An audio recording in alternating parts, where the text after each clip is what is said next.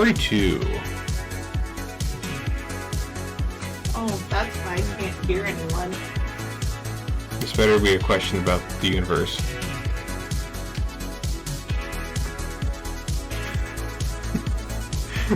Yeah, I guess that's close enough. Let me get this here. Okay. So, question is, if you were the emperor of a small island nation, what laws would you impose? I guess if you don't want to get that complicated, I guess what kind of society are you wanting to do in your little island kingdom? 100% anarchist.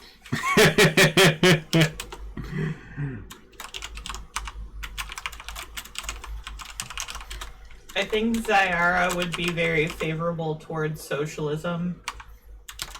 We're just gonna have to use her mic tonight. Oh, is yours still wonky? Yeah, I thought I figured out what it was, because I saw there were some people that like found after an update in Windows it like turned your mic down, and it had, and I turned that up. I didn't know his mic was still wonky. I said something. I said I think Zyara would be very favorable towards socialism. Captain. Okay. Incoming message.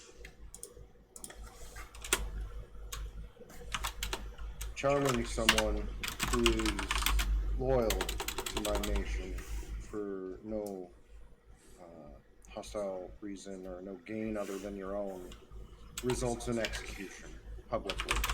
Everybody must watch, including the children. No idea where he came up with that law. You lick me, you get frightened and they're hungry. Is it my fault? Oh, he wasn't directing that at you.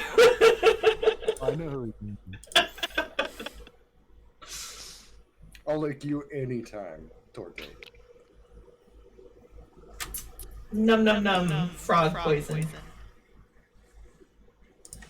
One man's poison is another man's drug. Jinku doesn't know enough about government, and she'd probably be on an island by herself.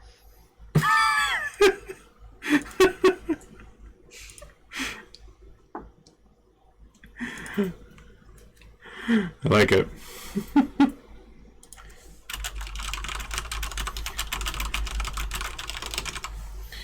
All right. So, with that out of the way here, who wants to give us a little rundown of the shenanigans you all got into last time? Friends don't let friends cast friends. That was the end. That was the most important part. We got some tarts. They were pretty good. We kind of followed a lead having to do with the fact that, you know, the caster of this thing seemed to be like a specific animatron, and we traced it back through quite a bit of investigation back to a specific drow who wasn't really willing to help us or give us like any information. Mm-hmm. We were about to leave when Mix decided to cast friends on the captain. So there's that. Well, he cast friends on the captain, and then his whole crew of Drow noticed the spell and have now readied to attack us. So there's that.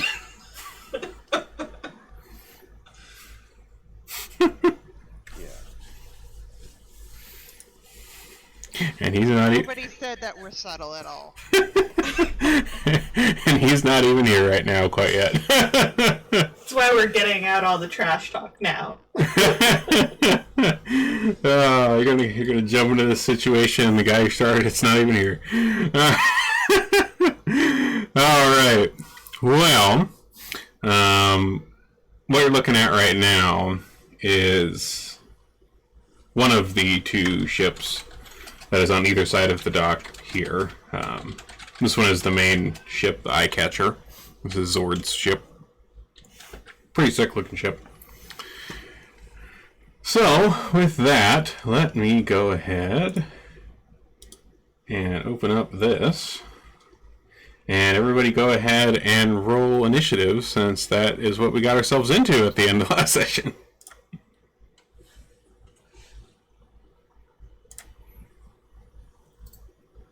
That's a lot of red. Wow. I don't approve. I'm pretty far back. I can just run, right? I already know what I'm doing. Running? Oh, hell yeah. Because that's what Zyara wants to do. How about she just, No like... shame in that. So, Zyara is going to jump onto Jinku's back and get a piggyback ride right the fuck out of here. I love that plan. Alright. I don't think Moog's gonna go for it. I mean, you could certainly go that route on your turn, but there are a few things in between your turns going on in here. I don't like that either. Why do you have to mess things up with reality? Right? We have all these great ideas, and then you just have to be like, but logic. Logic has no place here. Alright, so Mix casts friends onto Captain Zord here, and managed to get a question off to him about this record that you were all looking for of who things got sold to, who the Nimble Rights got sold to. And he mentioned that, yeah, he had it just inside the ship. And then we ended.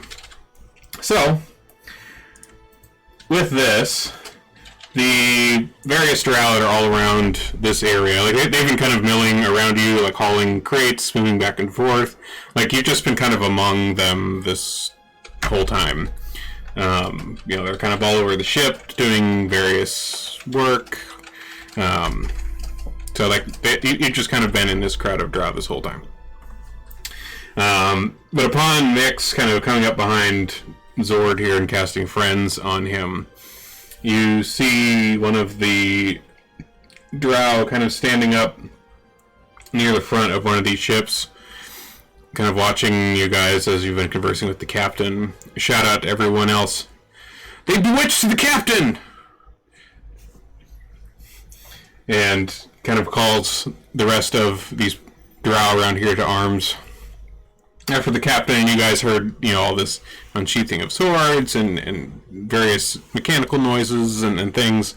And we start right off at the top of the... Why is this all the way down there? At the top of the... Nevermind. There we go. Now we're at the top. The middle. At the top of the middle. So you hear a... Jinko, you kind of hear a mechanical sound kind of coming from kind of up behind you here on the bow of this ship to your north.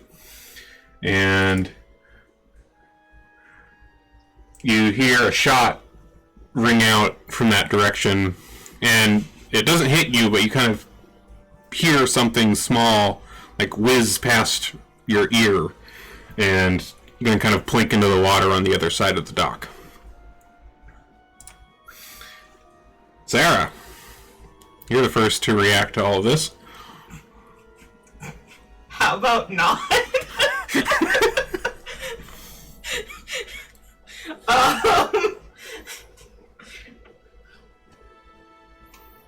Honestly, Zyara is very unsure if she even wants to be here. and deal with this because this just looks like a death sentence.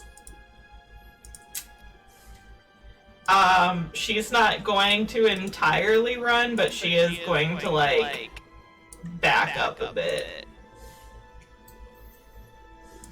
And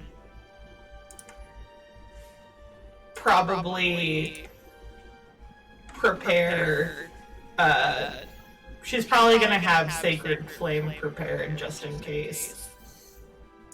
Okay. Like, what's going to be your cause to cast that? Like, if somebody comes in range, somebody comes after one of your friends, like, what's going to trigger you to cast Sacred Flame? If someone comes in range to attack her or the party. Okay. Anything else? No, just that. Okay. That brings us to this drow up here on the northern ship. He takes some steps towards the side of the ship. You kind of hear some running footsteps, and you see him kind of peeking up over the side here. And he... let's see here. He kind of stretches out his hand in the direction of Mix and casts Ray of Frost at Mix's direction. And you see this icy ray kind of arc down from above the ship and towards Mix. And it does hit. And you see him take a little bit of damage there as that strikes.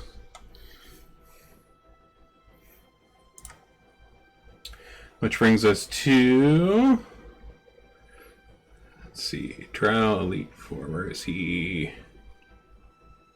Alright, you see a kind of larger drow who was kind of over working on some boxes over behind the...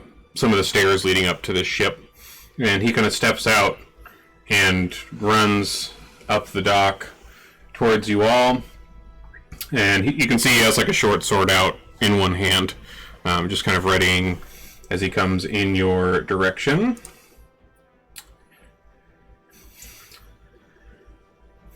You hear some more footsteps coming from the ship to the south. And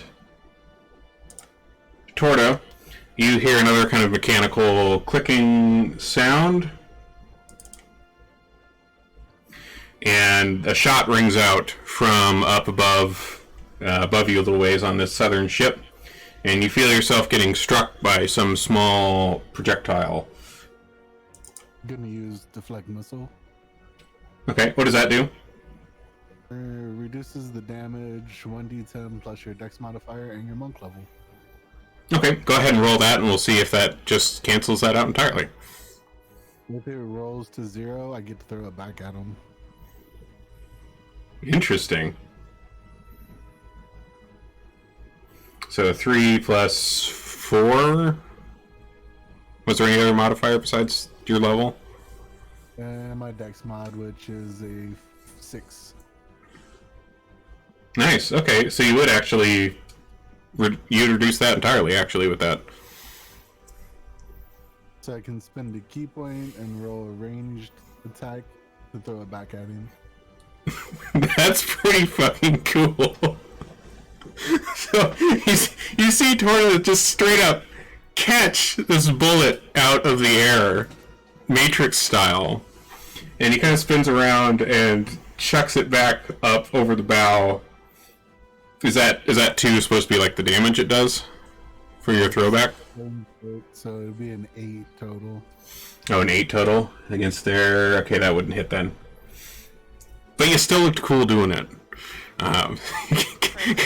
Very important. You catch a bullet out of the air, spin around, chuck it back up in the direction of the ship. Bullets don't really work quite as well thrown, compared to being shot out of some sort of pistol, so it didn't quite hit its mark on the way back, but that was still pretty awesome. Alright, Drow 11 here. He kind of comes off the gangplank here onto these stairs, and he pulls out a crossbow, a small hand crossbow, and points it in the direction of Jinku here. Oof. And this hand crossbow hits you quite hard, Jinku. This little bolt sticks right into you, and you take quite a bit of damage, 12 damage there from that hand crossbow. Drow, age 1 here. He moves up. You see him kind of ducking behind these crates. He seems to be trying to be a little evasive here.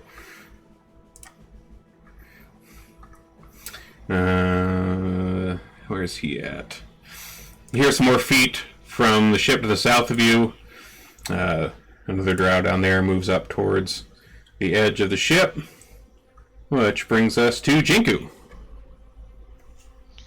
I'm gonna move back by Zyara, try to kind of block her from anybody shooting down at the ship, and I'm gonna ready my flail, but I will only use it if somebody gets within melee range. Okay. Anything else? No. Alright. You see, kind of farther down towards the end of the dock, kind of a drow in the distance. He moves kind of up the dock in your direction. He also has another short sword out like many of these other ones do. You hear some more footsteps from the boat to the south. And let's see. You see another one of these larger drow kind of come up over the edge onto the top of these stairs leading down from the ship. And he... let's see here. He casts a spell in your direction, Torda, but unfortunately it does not take hold. You hear some more footsteps to the south of you all, and another kind of mechanical sound. And another shot rings out from another gunslinger up on this ship, dealing 14 damage as this shot strikes you, Boo.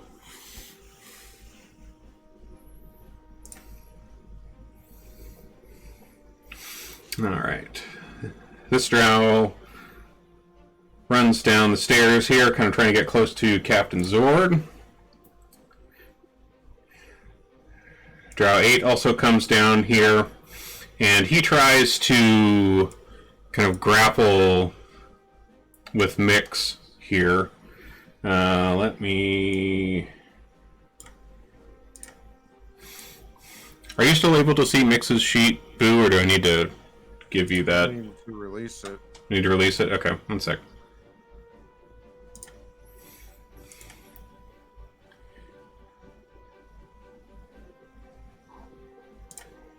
Alright, go ahead and roll a strength save on Mix.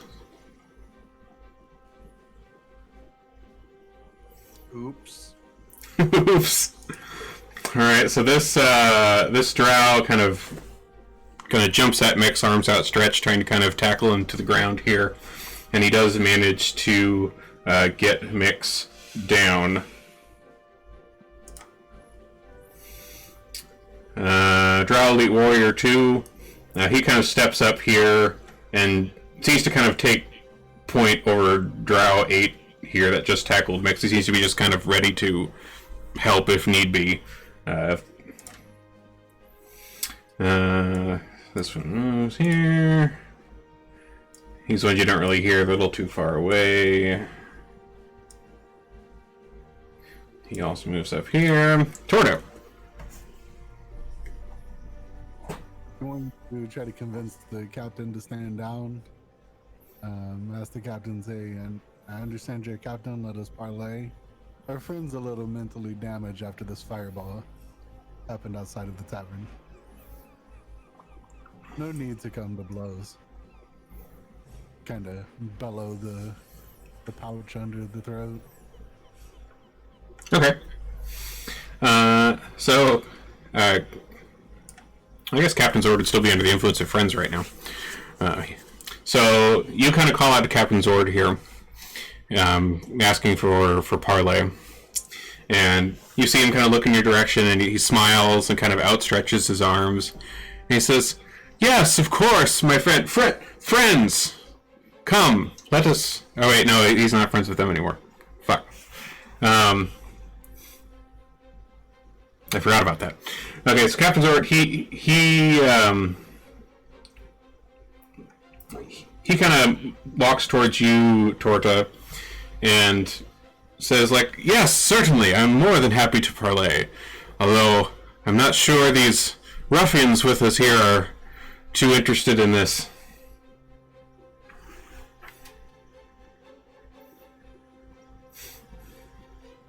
Let's take out like 25 gold. Say a gold per man if you stand down. Are you just kind of speaking this to the other drow? Like everybody, yeah, just calling out loud. Okay. Roll a... Go ahead and roll a persuasion check for me with that. Oh shit.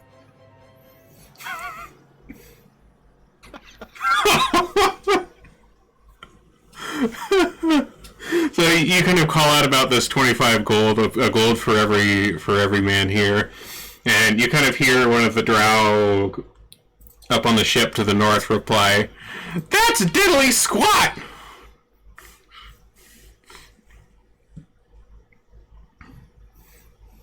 Well, it's your choice. It's that or we come to blows.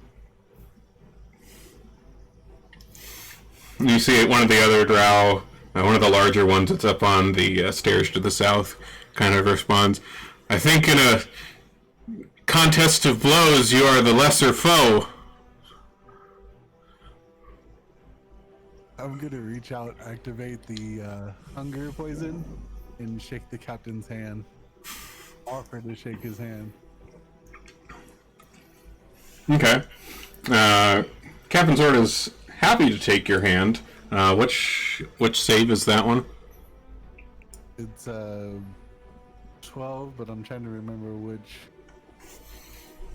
I think it was Constitution. I'm gonna guess it's probably Constitution. That sounds like that would be right. Well, I'll go ahead and roll Constitution. You said a 12 to beat? Yeah. Okay. He manages to beat that roll. So Captain Zord is enthusiastically shaking your hand. And I'll just back up.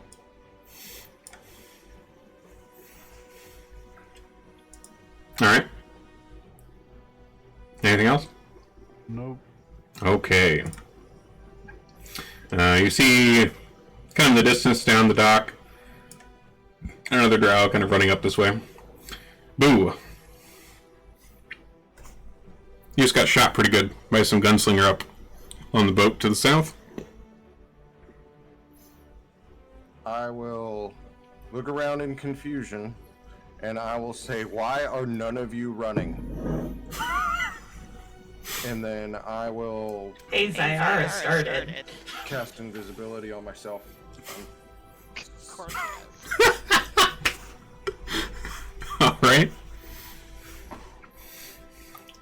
Anything else aside from the invisibility? Nope. Well, yeah, I'm gonna move at my speed away. Fair enough. 30. Alright. Water and left all of you behind. I think that's 30 feet. Well, to Should be be. honest, I think at this point all of us have a chance to get away except for Mix. Let me see. I had to double check how long friends last because I don't remember. 1 sec. Too fucking long. Well, yeah. Oh. I should have. If somebody gets grappled, does that break concentration? I should have rolled concentration on Mix. It looks like it's a concentration spell. I'm not sure. I'm not sure if that. If he has the effect on himself, let me see. Oh, he doesn't have the effect on himself for that. You might have to check. I'm not sure if a grapple does or not, to be honest. But I'll add the concentration effect. Let me check real quick. Does grapple break concentration? Let's see. Let us consult. Okay, it doesn't, because it doesn't cause damage. Makes sense. Okay, so he still has concentration up until somebody pokes him. Alright. Drow. Drow 14 moves up here. Oops. Yeah. Go in the right spot. There we go. Kind of moves up behind this group here, gathering up around Mix. Captain Zord, he sees, you all kind of turning to run away, and he says, "Wait! Take me with you!" And he kind of looks somewhat scared at all these other drow behind him that look a bit rough. And he kind of runs in your direction. Let's see, this drow up here. He moves over there. This drow up there moves over here. This gunslinger moves up towards the edge of the boat. And he takes aim at you again, Jinku.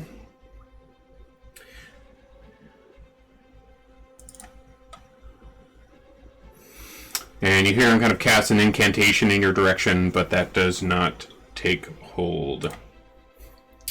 This drow moves down the dock, and he seems to be kind of heading towards Captain Zord. Probably try to get his hands on him and keep him from running off. This drow runs up here. This one moves up here. Yes, does this one. Alright, which brings us to Mix, who's grappled on the ground.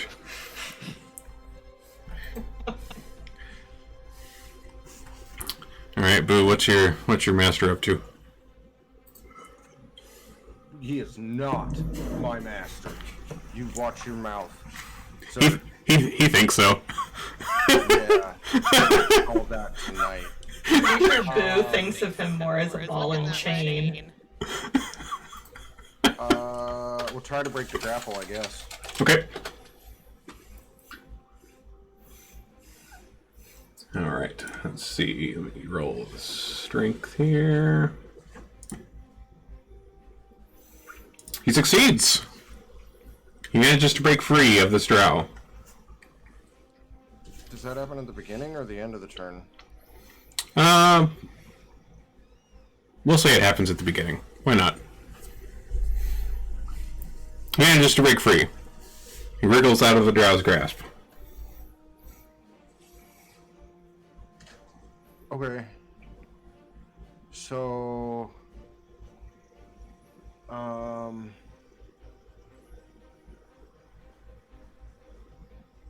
Alright. I will cast Mask of Many Faces. Okay, what's that do? When I do that, like as I'm breaking the grapple, I'll cast that. So you make yourself, including your clothing, weapons, armor, and belongings on your person, look different until the spell ends. You can use your or you use your action to dismiss it. You can seem 1 foot shorter or taller, or can appear thin, fat. You can't change your body type, and you must adopt a form that has the same basic arrangement of limbs. It fails to hold up to physical inspection. Blah, blah, blah. So I want to make myself look as close to one of these, specifically the drow that grappled me, as I can. Okay. So it's kind of like an illusory polymorph. Yeah, pretty. It seems like it's a lot like disguise self. They have to do an investigation check against my spell save DC to like inspect and determine that I'm disguised. Okay. So are you trying to like disguise as this drow and then kind of like maybe fall into this group of drow and then make it seem like you're just among them? Or something like that? I think I would do that, and then I would say, "Get back here!" and move to like run after Captain Zord. Okay. I like it. Okay. Well, let me check my. Yeah, I mean he's semi-intelligent, so yeah.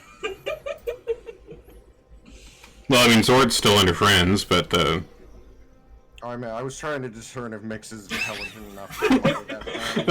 He isn't, but whatever. He's just thinking to himself, man, what would Blue do in a situation like this? The adrenaline pumped some extra juices into his head. But Mix can't go invisible, so this is as close as he can get.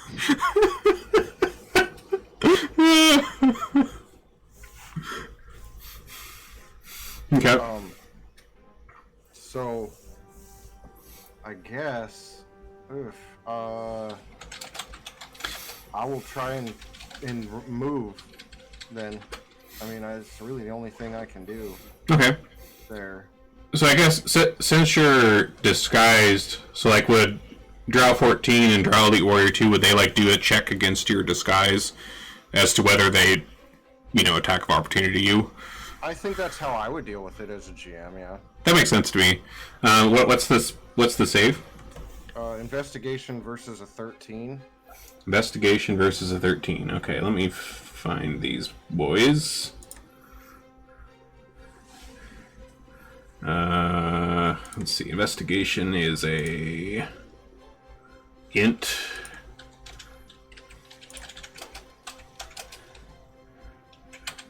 Okay. And let's see. You, Drow Elite Warrior.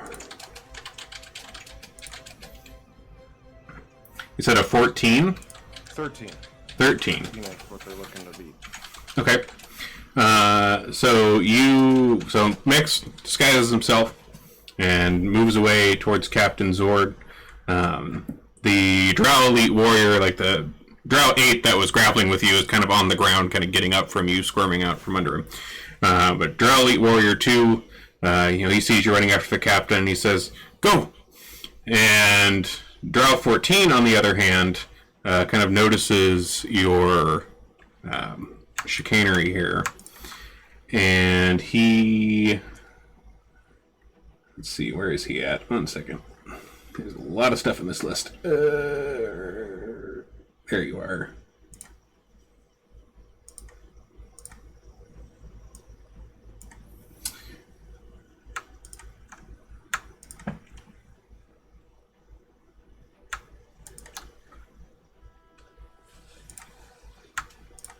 There we go. He tries to take a swing at you with this short sword as you move away.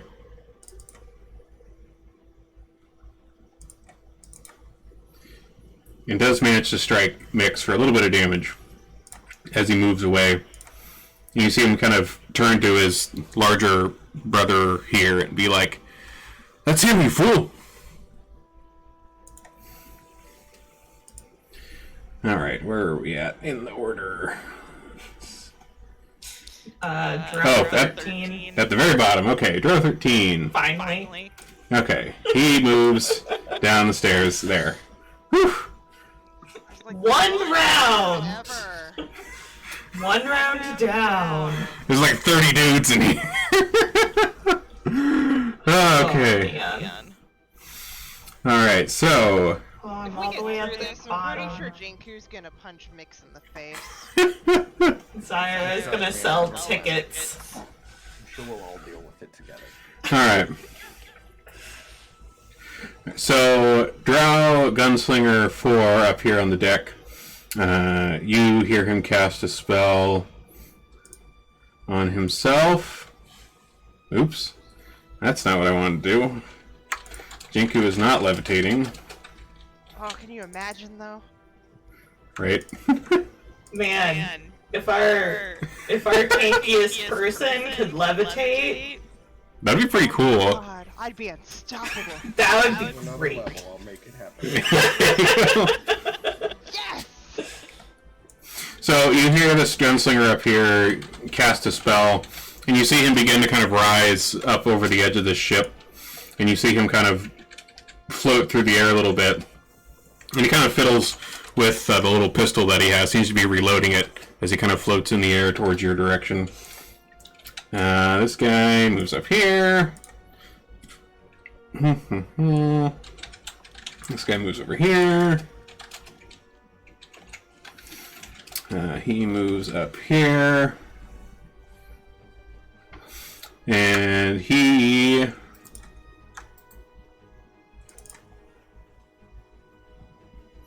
you hear this mage kind of casting their spell on you, Jinku, but once again you manage to shake it off successfully. Thick skin paying off. More footsteps to the south. Yep. Drow 8, who had gotten out, who had been holding Mix down, he kind of picks himself up off the ground here. Let me roll a intelligence on him. He does not see through your disguise, but he does run up the dock in your direction, though. Although he seems to be kind of focusing more on Captain Zord than you in Drow disguise next to him here.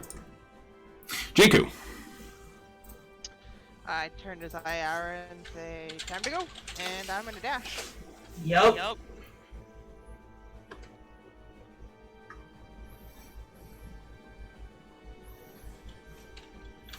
Okay. Alright. I still have levitate on me. No. Hold on. You shouldn't have said anything. It's not like I can levitate for real.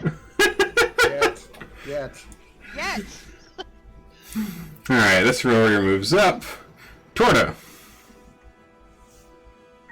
I don't like how far down the list I am.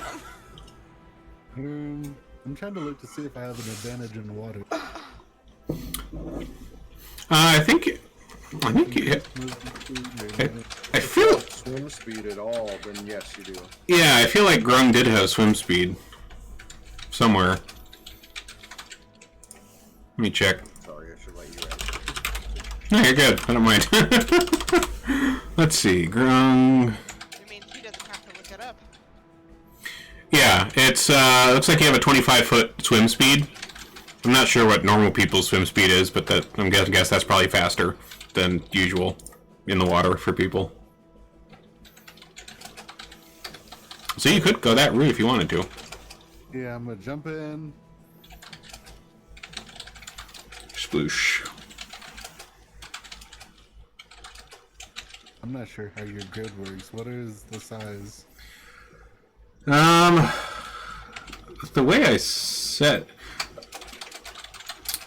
looks like it got off somewhere. If you zoom in far enough, like the size of you guys is a 5-foot square.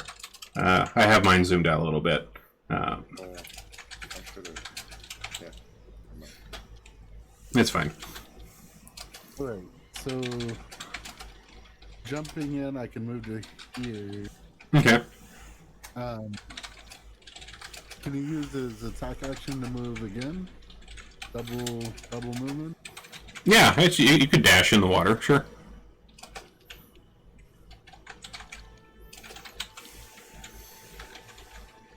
Alright. Alright. And looking down from like the water, how far up is this ship to me? Like how far above you is the bow? Yeah. Let me let me look at the ship here. The tip of the ship it's pretty tall. Like here's that image again of the ship that's above you. So you're below like that very, very tall front point right now of the eye catcher. So it's maybe 10 to 12 feet, 15 feet. If you're going all the way to the tip, that's probably a good, like, 40 feet up to the tip. Just the side banister, like where the shields are at. Where the shields are at. Okay, if you went around that side, yeah, probably between like 15, 20 feet out of the water. Somewhere around there, I'd say. It's about the same distance up to the bottom of the figurehead on the front, which is what you're under right now. Sounds good.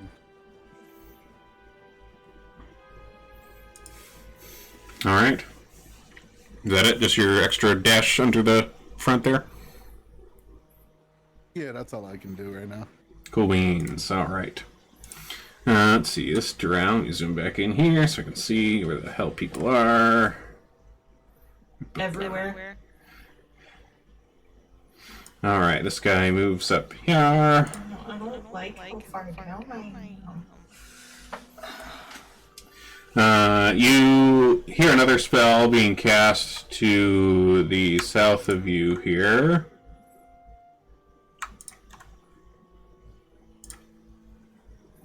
Oop. Come on, map.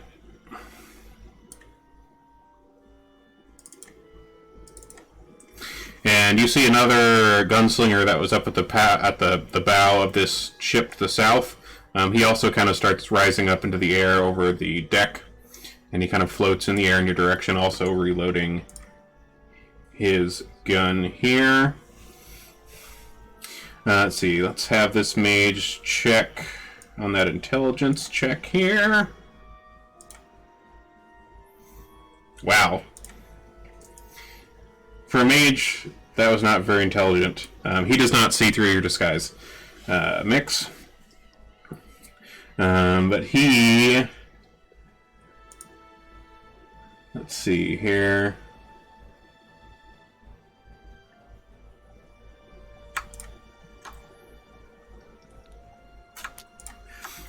He casts Ray of Frost again, except at Zyara this time. But doesn't do too much damage with that. You feel a little tingle of cold, but not too bad. This guy moves down the stairs. This guy moves onto the stairs.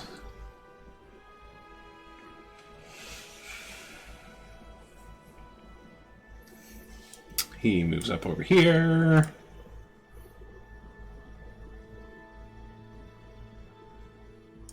He moves down. Also seems to be running towards Captain Zord. Let's see. Yeah, mixed past his concentration, so Friends is still up. Zord continues moving in this direction, up the dock. Kind of coming up behind you there, Boo. Which brings us to you, Boo. You're invisible.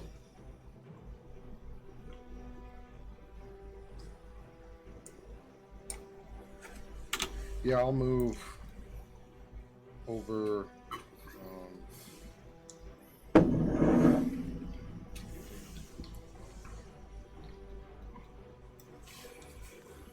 All right, here and just kind of watch. Okay. All right. Drow 6 moves up here. Drow Elite Warrior 2. Let's have him.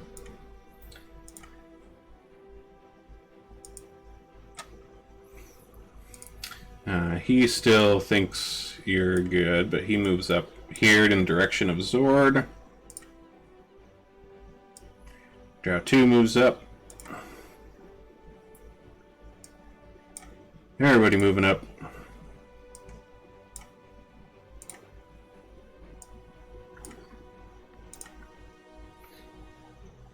Let's see. Drow 1. Let's see. 5, 10, 15, 20. He moves up in your direction, Zyara. Mm-hmm. and he tries to strike you with his short sword. My sacred flame will go off. Okay, go ahead and cast the Sacred Flame.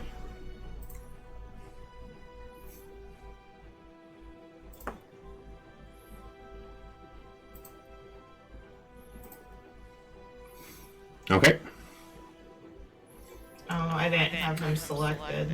Oh, go ahead and select him and cast that again. He's draw 1. Yep, draw 1. Swear, if it's worse, if the roll is worse, Alright, he does not manage to save. it would have hit if it. No, that did hit. Oh, okay. Failure means he failed his Okay. save. So cast the damage. Nice. Okay, so your Sacred Flame kind of comes down on this drow, and you see him kind of let out a bit of a yell as this singes his kind of outer layer of clothing here. But he did manage to strike you for a little bit of damage here. You got a few cuts from his short sword. This guy moves up. This guy moves up. Zara! It's finally me. It is. What are you doing? I'm running the fuck away. That's what I'm doing. Okay. Do you use your action to dash? Yeah. How far can I go? It'd be double your move speed, so 60 feet probably, I would assume. Yeah. I'm just trying to figure out how much that is on this You map. were lined up with me before I moved, so you can move to where I'm at if you're 60. Okay. Then Yep. Okay, so you come dashing past Captain Zord here and catch up to Jinku here at the edge of the dock. Anything else? say a small prayer to my goddess that we get out of here. Alright. Kiss my pendant? I don't know. That's fair. Alright, Mix. You're still in disguise. There's at least one drow that's seen through it. Is the drow 8 the one that saw through it or not? Like, It is. It It's is? Okay. It's drow 2. I'm sorry. Drow 2. Okay, I'll move away. Okay. Is there any attacks of opportunity or anything? Nope. Nobody that's recognized your disguise is within range of you. Then I'll dash. Okay. Or,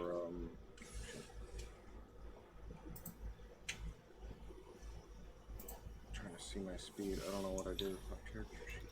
There we go. It's probably, yeah. Yeah, you get to about 2-3 spaces west of Jinku and Zara if you dash. Okay. So, base of the stairs, pretty much. Okay. So like, as you kind of dash past the captain here, a few of the drow kind of call out, "Cut him off! Cut off the captain! Don't let them take him!" Dude, at this point, I don't care about the captain. Alright, this guy moves up. Moves up. Alright. Top of the round. Whew. Alright, draw 1. He catches up to Captain Zord here and kind of grabs the captain by the shoulders. Actually, we'll do a... 1 second here. He tries to hold down Captain Zord, or at least hold him in place. And manages to do so. He gets his arms around Captain Zord here and starts being like, "Captain!" Just kind of shaking him a bit. "Captain, snap out of it!"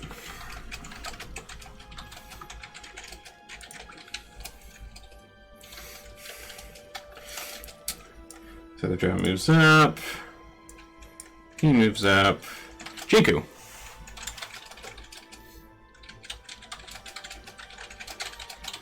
Where Boo's standing, is that the top of stairs? Yeah, there's like a top of stairs. Like there was like a little bit of a rise that you and Zyra kind of jumped up over. But yeah, I'll run up this. I'll dash and run up the stairs and get as far as I can. You're already up the stairs. Yeah, you guys Oh, did jumped. we? I'm too short. Oh hell yeah! Well then, I'm gonna dash. yeah, they're not very tall stairs. There's like a little kind of rise between to separate the street and like the dock level a little bit. So I forget, Boo. You're really small, aren't you? just rub it in. Jeez. Give me a ride.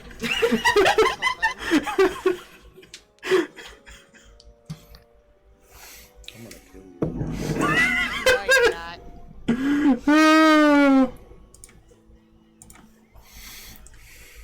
All right, Torta, you are down in the water. What are you doing? Gonna double my move again. Okay.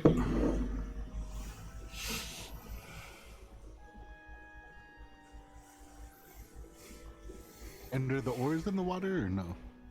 It doesn't have oars. Oh, I thought it had oars. Oh wait, did it? Hold on. Oh yeah, I guess this one does have oars. That's just not on the map because it's not the right actual map. They're not in the water, but they're sticking out of the side of the ship. They're raised, so they're about maybe 8 feet off the water surface, just kind of sticking straight out. Works fine for me. But that's it for this name. Okay.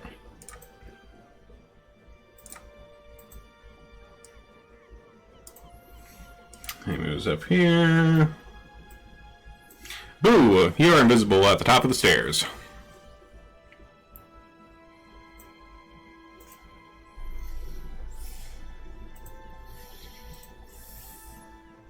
Yeah, I will hold my turn until Dum Dum runs past me, and then I'll follow him. Okay.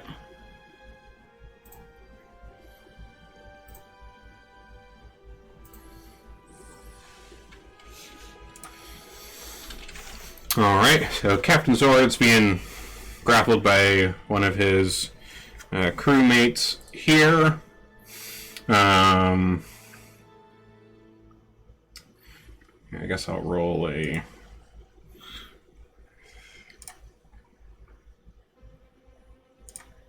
Okay. I guess Friends is still up, but he tries to kind of get away from this drow, but doesn't manage to. The other drow kind of continues to be like, Captain! It's an illusion! Shake out of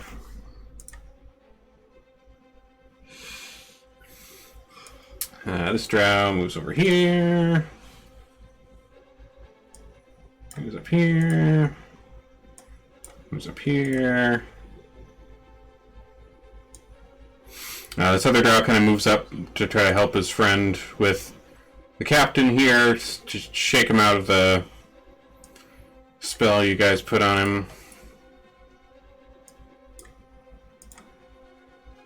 The drow gunslinger that kind of levitated up here, he floats kind of over in the direction and kind of starts to come down a little bit over by Captain Zord. It seems like at this point a lot of the drow are kind of more interested in getting the captain out of his stupor than coming after you. They don't really want to make too huge of a scene here in Waterdeep than they have to. The other gunslinger also kind of levitates over and lands on the ground here next to Zord. They move. They move. Zara! I think you already know what I'm doing. Run away! Yup. Okay.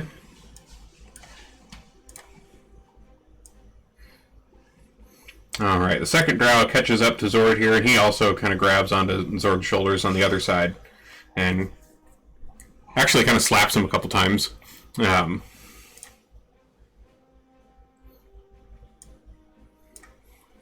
He moves up.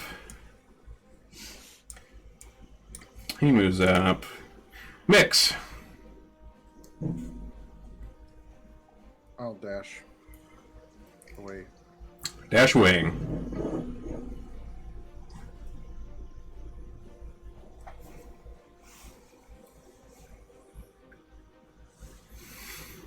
All right. And Boo will follow. All right. And at this point, we'll go ahead and say that you all are out of combat. You guys have all kind of run up on the docks. The drow are kind of gathering around their captain here, smacking the sense back into him off of this friend's spell. All right. Man, lucky. I was gonna burn this ship down. Well, I guess, yeah, Tardy, you're still over here in the water. They don't really know that you're over here. Are you still going to try to do something, or are you going to head out and try to rejoin your compatriots? I'm gonna climb up on the ship. All right. I need to verify that the group is okay before I do anything. Okay. Not to get their attention. Okay. So you're just kind of climbing up the side and trying to see if you see your friends got away? Yeah, and it shouldn't be too hard. I've got a 15-foot high jump by 25-foot long. Yeah, that's true. So I was asking about the oars. Just If I could jump grab out of one the water like a dolphin. Pretty much, yeah. So majestic. All right, so you managed to kind of gracefully and silently leap up out of the water here and land on one of these oars that's sticking out. And from what you can see, kind of looking back towards the dock, you see all the drow kind of gathering up here, but you don't see your friends at all. You maybe see Boo in the distance kind of disappearing behind some crates over to the east. Oh, Boo's invisible. All right, no, Boo's invisible. You don't see Boo. That's right. Don't see. But your friends are no longer in sight. You maybe hear some footsteps kind of pitter-pattering away to the east, but you don't see them. I don't think I want to make a rival out of a bunch of drow. So I'm gonna hop back in the water and return home. All right.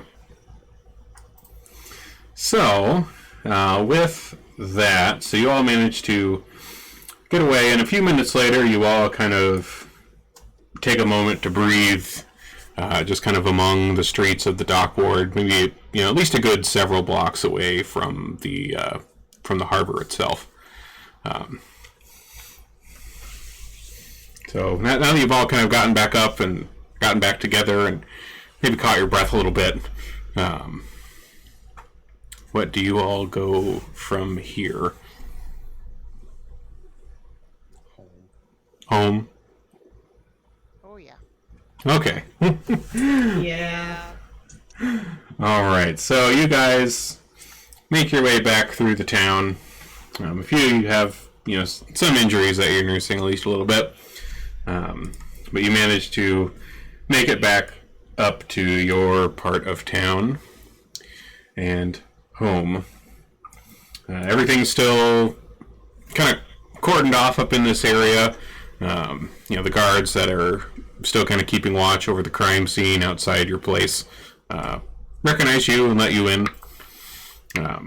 There's not too many of them at this time of night. They're mainly just kind of there to try to keep too much trouble from happening. But they gladly let you in, pass through into your home. And you all take a rest.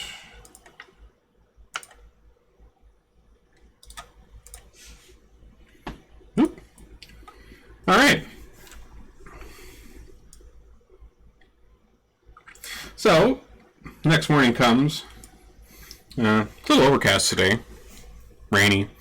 Kind of got some drizzle coming down outside. Kind of giving kind of a somber mood to Waterdeep, on top of everything else that's happened. What do you guys get up to today?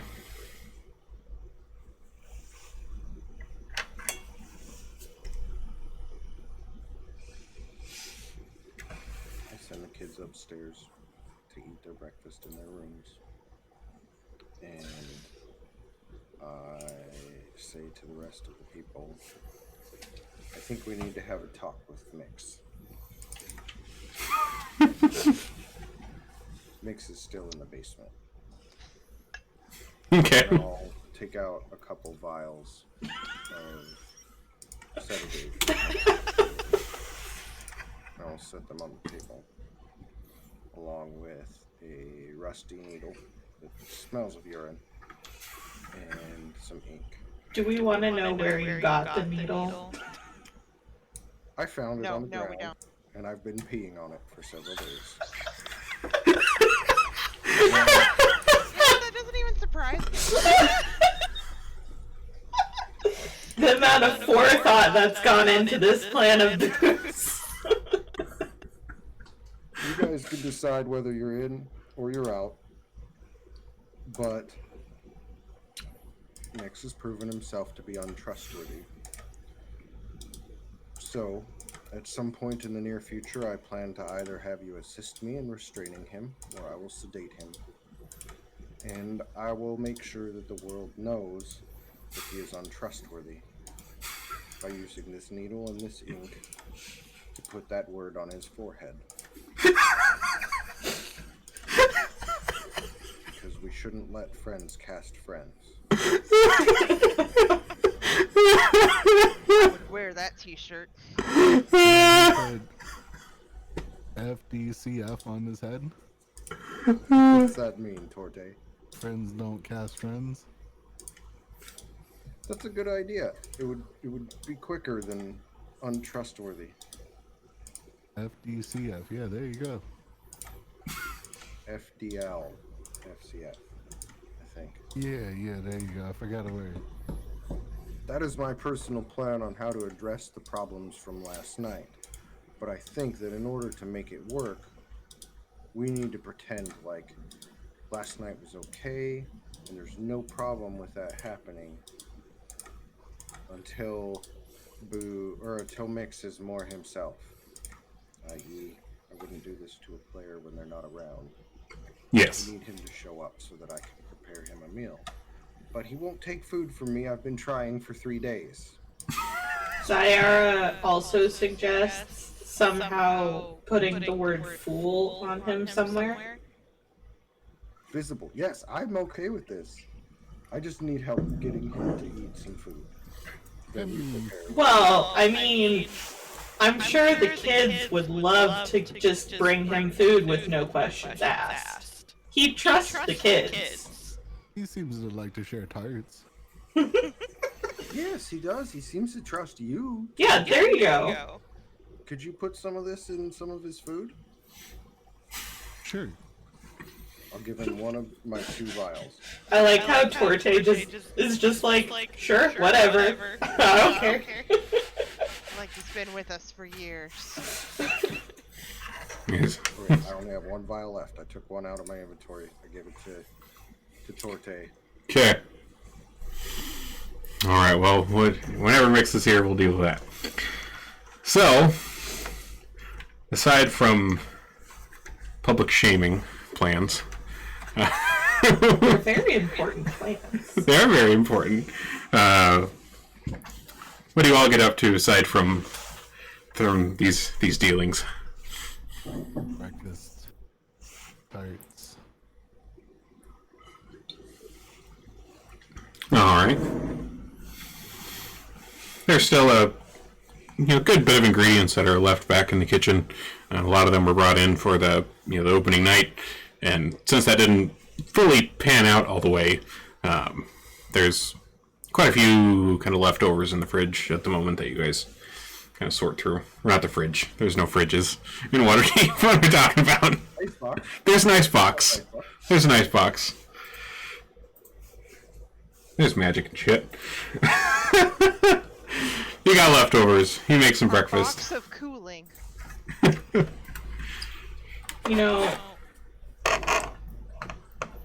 I have a very important question for Torta, though. What is his favorite filling for a breakfast tart? You would not enjoy it. But she Peaches, didn't ask that. peaches and flies. He kind of croaks.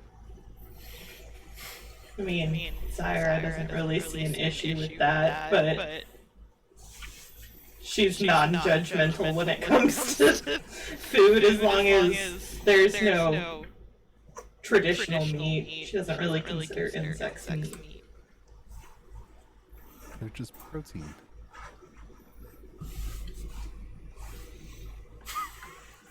Honestly, she'd probably try it.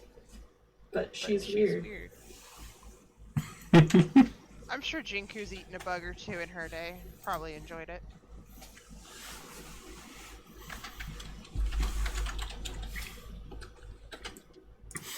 All right. So, what do we This do is a next? weird morning. I feel like Tangent, we have yeah. Guys, for this investigation, I think like Mix kind of messed that up. For I don't know how much farther we were going to get there, but Yeah.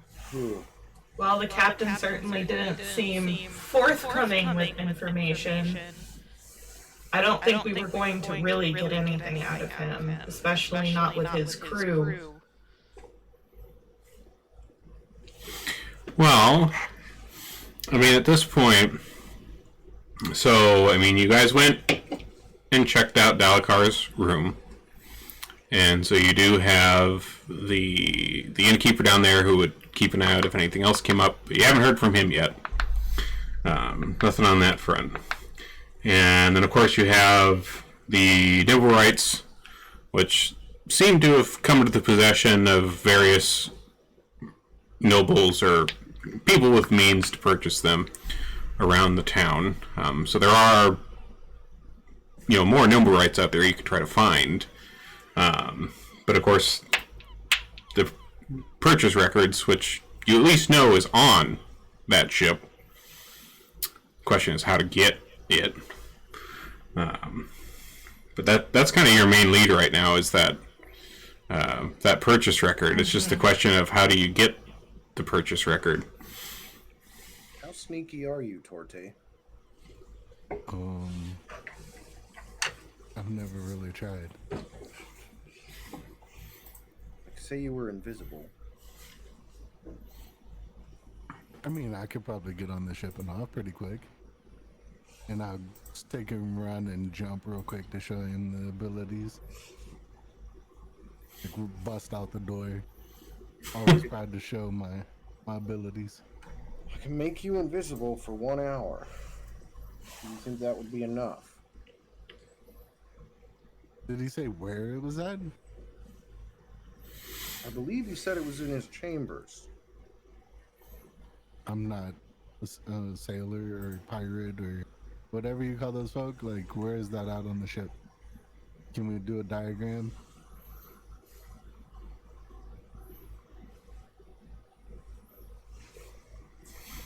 I roll a knowledge check, maybe of some kind. Yeah, sure. What would that be? A history or investigation or? We'll say history. Let's see if you've done any ship stuff before.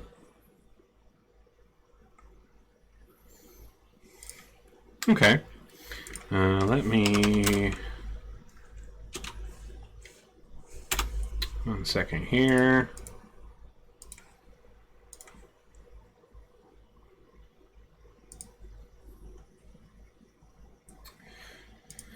So, at least from just kind of a general knowledge of ships, usually the captain's quarters tend to be near the back, so near the stern.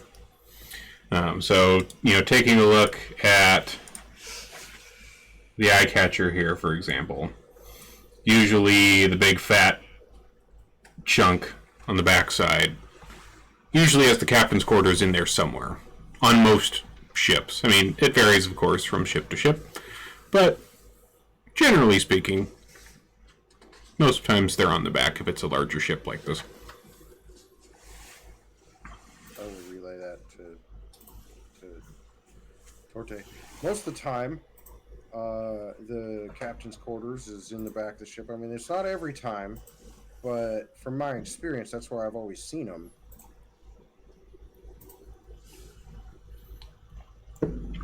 Sure. I'm up for a go. I can expend all of my powerful energies to make you invisible. So powerful. Ooh. And so I can't do see invisibility on him. So I can make you invisible. That's the best I can do. I could probably come with you, but I'm not that fond of water. This might be a one torte mission. That's all we need. I'm a small army, and he flexes a little.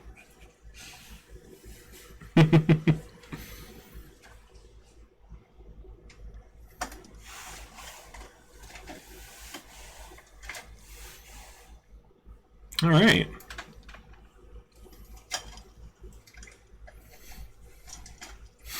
Well, so at least you have this invisible part down. Is there any other things you want to look into about the ship, or anything else you can try to find to help with your little heist here? I think a couple hours of monitoring and surveillance on the ship would be more than enough to give me an idea. Okay. How do you intend to go about that without getting the drow up in your business from recognizing you all? I mean, I can just hop in the water, but I'm sure we can sit like off dockside somewhere in a barrel, and they really wouldn't notice us. Okay. So water surveillance, okay.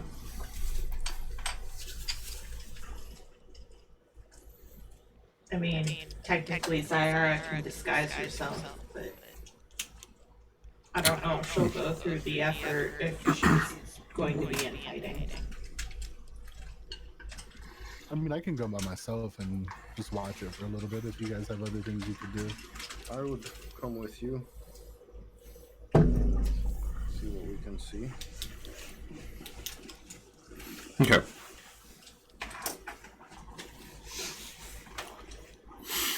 So with that then, so are you two going to be kind of more on the front end of this, and maybe the rest of you nearby just in case, something like that? I think Zyara would be there as backup just in case. See, I was thinking reverse. The little amount of people, the better. And that's not a small joker, too. Well, we have like the communication orbs, don't we? Yes, you do still have So the she sending could, stones. in theory, have one of those and just be like far enough away that no one is going to know she's there with one of the orbs. That way that if something happens, she can at least come, you know. That makes sense. I didn't know you had that kind of... Yeah, we got them in one of our earlier sessions. We have like 2 orbs that we can communicate through. Yeah, they have a pair of sending stones that Raynar gifted to them that they initially used on a heist to steal back some magical tools from a coachman's guild gala. Jinxu's gonna volunteer to stay home with the kids. Someone probably should. Alright. Well then, when are you wanting to enact this? Are you wanting to do this today? Or at least surveil today. So yeah, how long do you think we should surveil them? Just till we see the captain a few times, see where he goes, frequents. I don't know. Okay. I've not been up to this kind of shenanigans. Yes, this is new to me too. My But it's people quite would kill fun. you. My people would murder you for this. Well, yes. Yeah. I wouldn't blame them either. Tarts usually don't require stealth. Alright, All right. let's just go. We'll do it by ear. Or by eye, I guess. Sure. Alright. So So do you guys go ahead and kind of make your way back down to the dock ward and try to set yourself up somewhere? Yeah. Yeah, I think so. Okay, cool. So, it's probably mid-morning at this point. It's still a little bit dreary out today. As you get down towards the dock ward, there's a bit of a bit of a mist in the air, kind of coming off the sea out to the west of Waterdeep. It's not like a very thick mist, but it's enough to obscure visibility a little bit. But you guys make it down to the docks, and you're kind of in that same area where you were the previous night. Not going out onto the dock proper, but there's up above the docks, there's the street, and there's still there's buildings along there. And you do find there seems to be like an empty structure, like a vacant shop among all of these buildings. A lot of the stuff down here by the docks is not in like the best of repair, and there's like a few kind of regular shops and usual things around. A lot of storage for shipping, things like that. But there seems to be a vacant shop, not kind of just up from that dock, with a decent view of the ship in question, the Eye Catcher.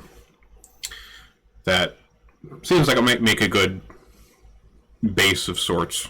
The lock on the door seems to have gotten a bit loose, so you are able to just get inside. And it's just an empty old store, it looks like. It's got some shelves, it's got some old dusty tables, but the place is just empty.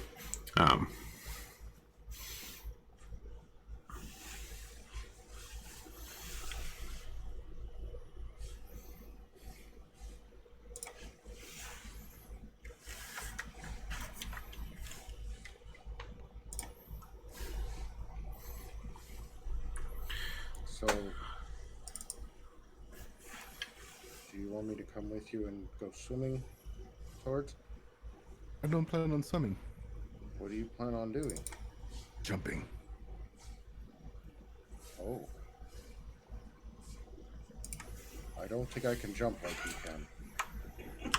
No, when we go to launch, just you do your thing, I'll do my thing, and you go back. Well, I can make you invisible from here.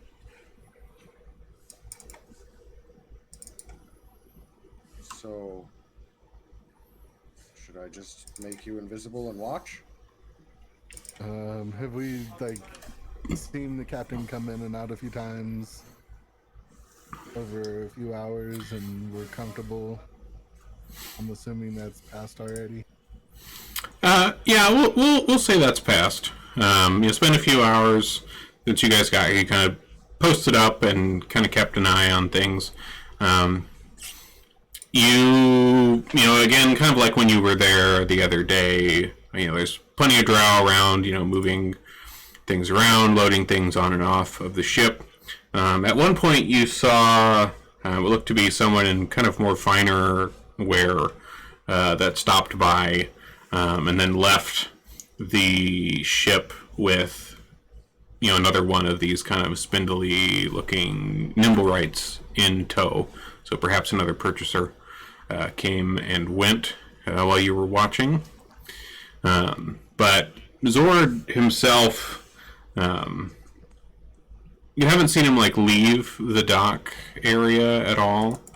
You've seen him mostly on the Eye Catcher. You saw him kind of come out and greet this noble as they came up the dock, and kind of with you couldn't hear them from where you guys were at, but his body language that you could see from a distance, kind of a bit of an extravagant flourish to it, kind of seeming to suck up to this noble and do the salesman thing, try to get them to purchase, which they did. But for the most part, he's been kind of up around the deck of the Eye Catcher. He does seem to hang towards the back, towards the stern. when he's not, greeting people that are coming up and things like that. But he doesn't really seem to leave the docks itself very much. Like nobody's called out captain through the day, and he's come from like the back of the ship, or like that's the kind of okay. thing I want to do. Sure. Yeah, I'd say you would have seen something like that.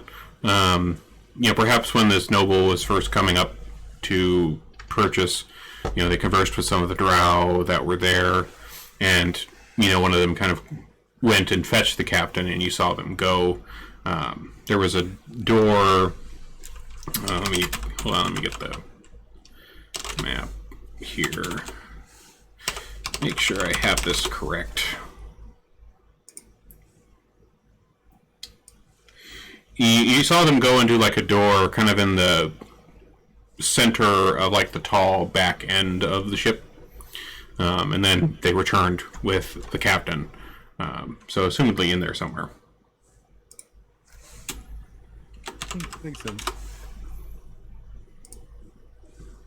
But yeah, I'm ready to go if you're ready to do your magic thing.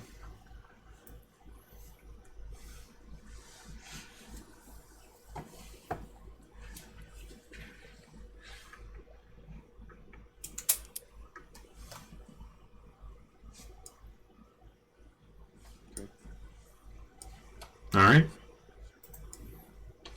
You got any other cool abilities? Well, not really yet. I'm working on it. You can climb walls.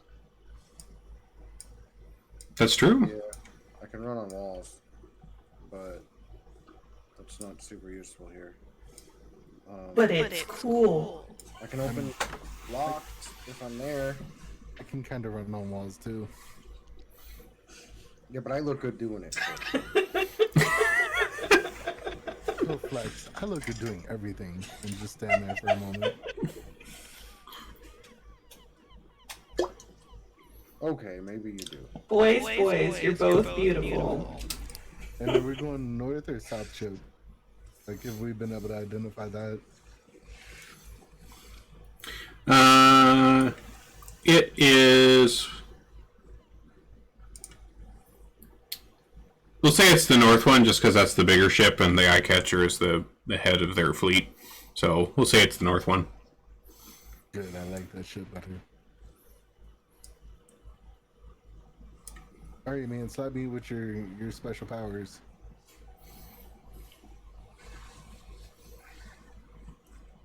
Do your Muju. I make him invisible. Boom. All right. You are now invisible.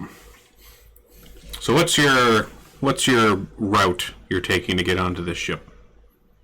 I'm going to come from the docks, heading directly west, and jump onto the what's that called? Where the statues out in the front of the boats. The bow. Yeah, the bow. There you go. Jump on that long thing that's sticking out. Mm-hmm. Come down the railing and head on the north side of the ship on the banister. Okay. So you make your way onto the Eye Catcher here, and along the top, on the top of the ship, you see like some of the crates and things that are being hauled by some of these drow were materials that were used in the recent parade that you all attended, the twin parades. So it seems like Zord and this band of drow have been somewhat involved in the festival here recently, in some fashion or other, with the the goods that they support or that they help with the festival setup or things like that.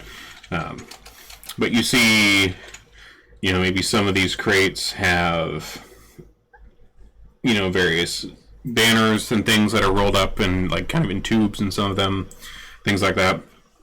But anyways, you make your way across the northern end of the ship here. As you kind of head towards the back, you see that there is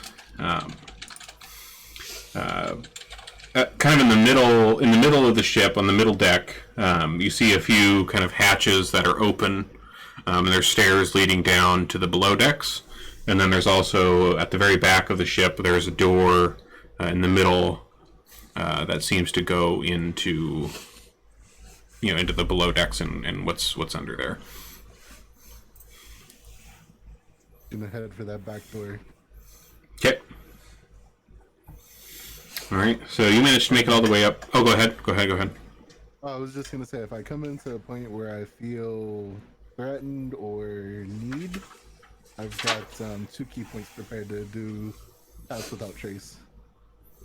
Okay. Cool. Sounds good. All right. So you make it all the way to the back of the ship, and you're now kind of like right next to this door.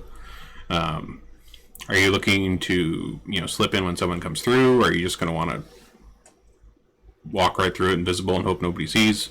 What's your plan here? Is there any way to see into the cabin, or is it just the door?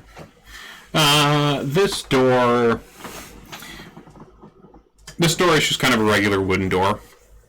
It doesn't have any sort of glass or anything in it. I kind of stand on the left side of the door if you're facing it, and tap on the door and see if anybody comes out. Okay. Just kind of knock on it and see if anybody answers. Yeah. Okay.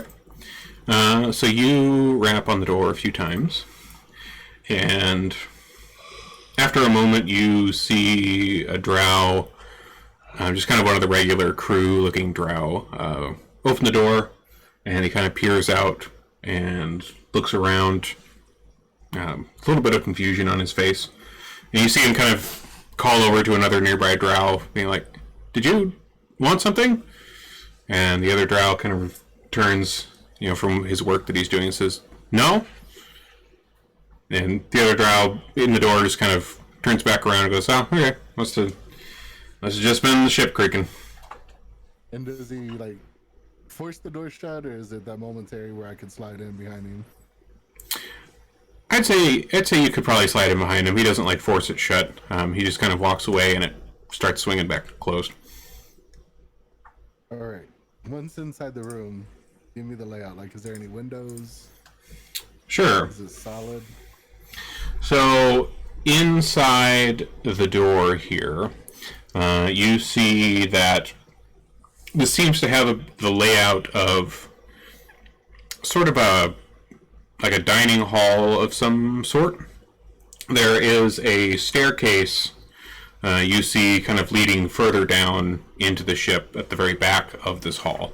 But in here seems to be a kind of a somewhat ornate dining hall of sorts. There's a long table in here, kind of a nice ornate chair on one end, and then kind of regular chairs along the rest of it here. Aside from that kind of dining table setup, and just kind of general decor, there's some various banners around the edges of the room. Some of them that you recognize being from some of the other cities around the realm that are hanging up. There's a few kind of nautical maps that are posted up on the wall of just some of the sea around Waterdeep and around the Sword Coast. But overall, a fairly nice ship-bound dining / banquet hall looking thing. Okay. So nothing to lead me to believe it's the captain's. No. I mean, obviously, that chair at the front of the table is probably the captain's. But the only other thing really of note is that the stairs in the back lead down. All right, we're gonna head to them stairs. All right.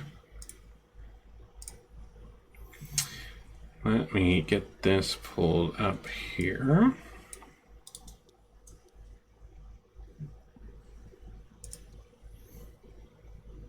Actually, at this point, as you head down those stairs, we are pretty much right at the halfway point right now.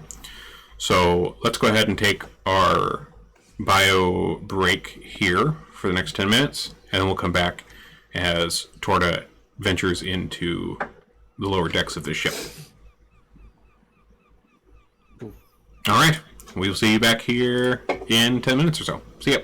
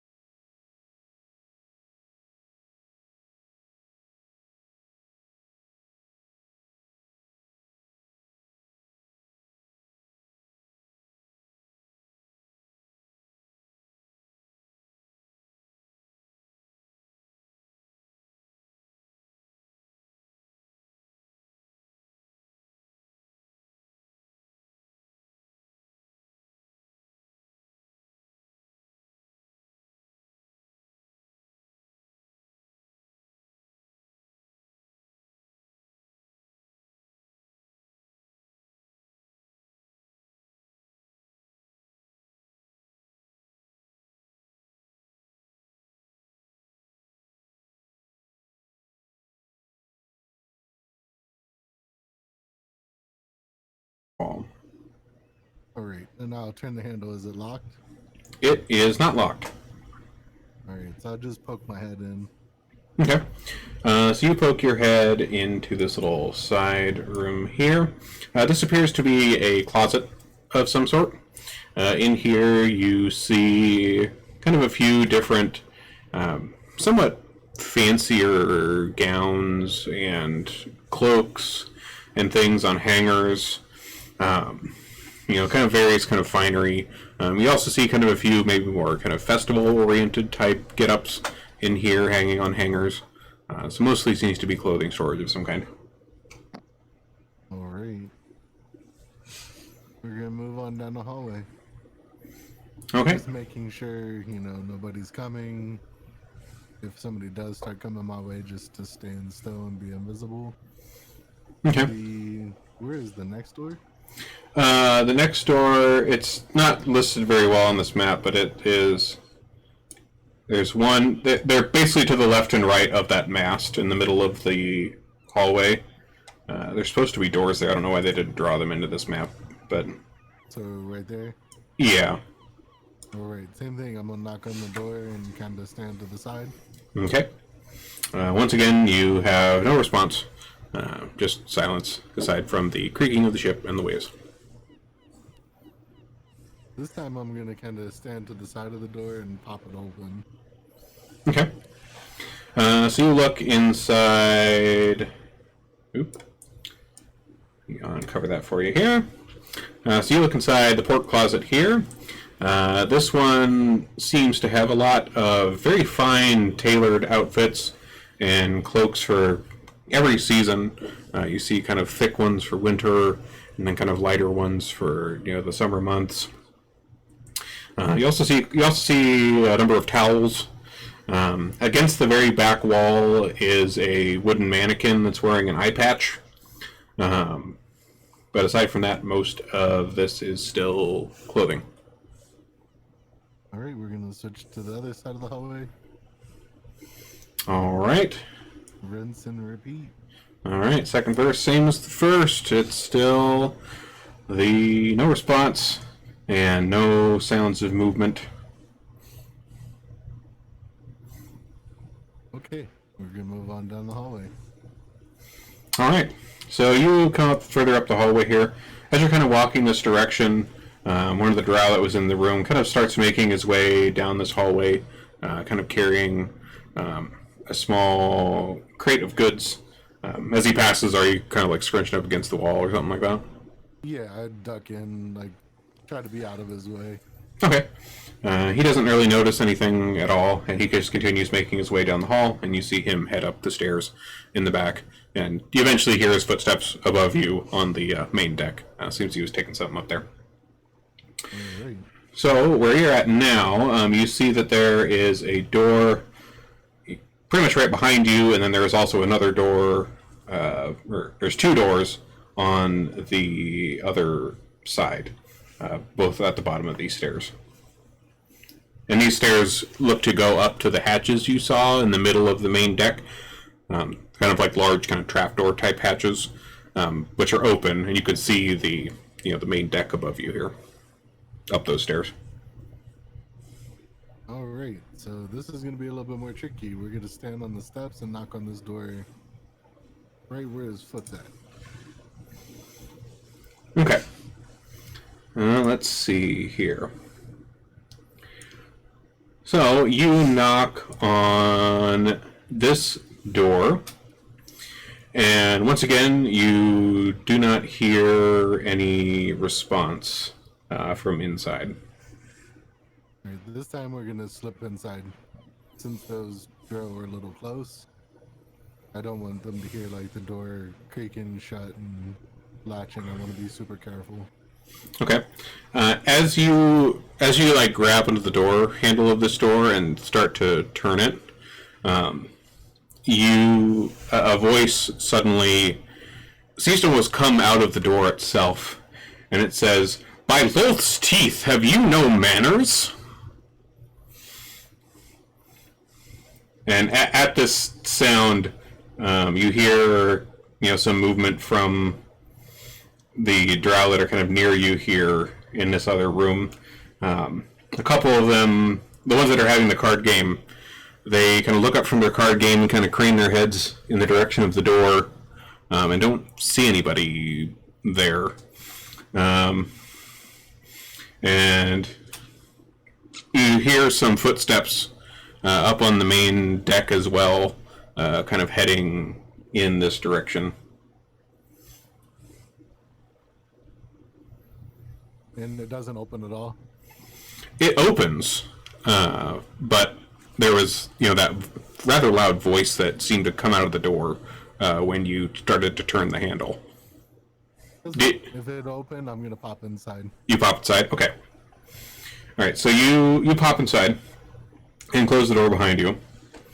The room in here smells very sweetly of lavender. And here, let me uncover this for you so you can actually see what you're seeing.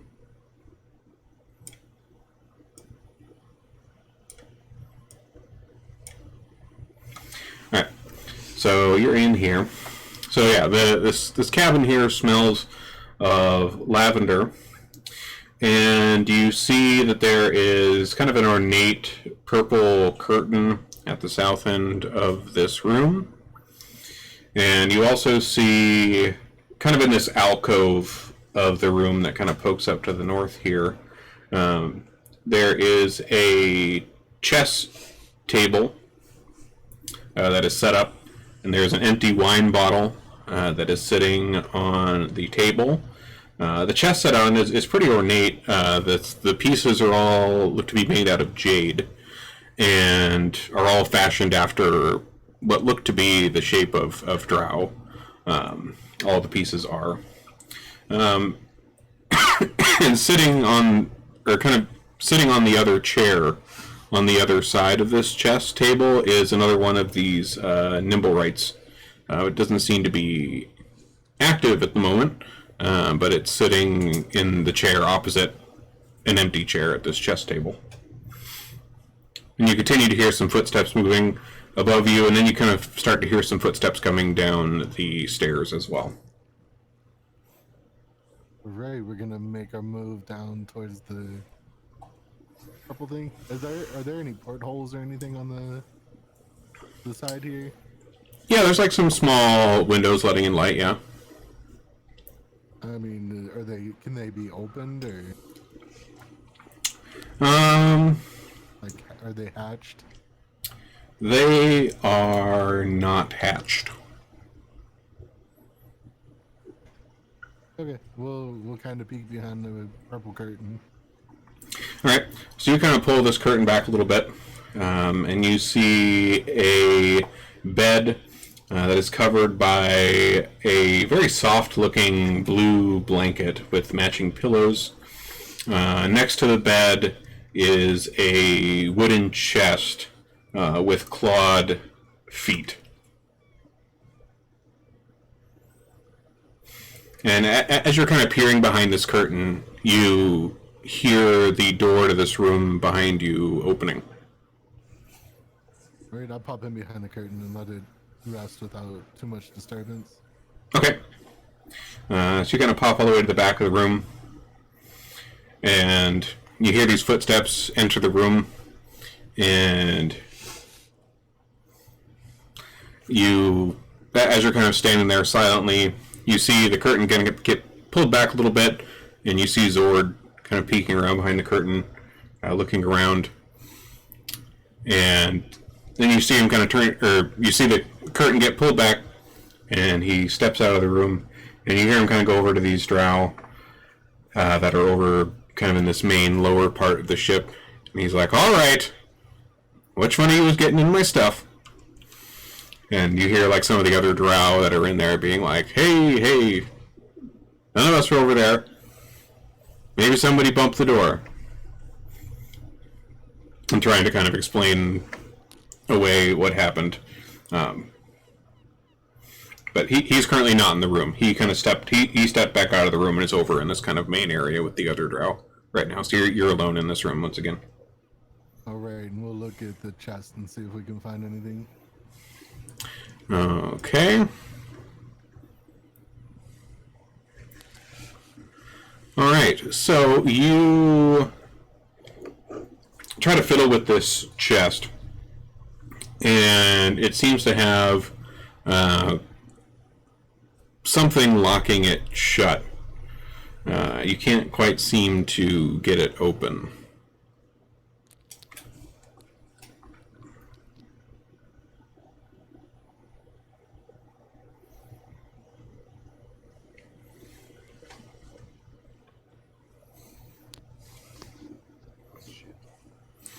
What are you?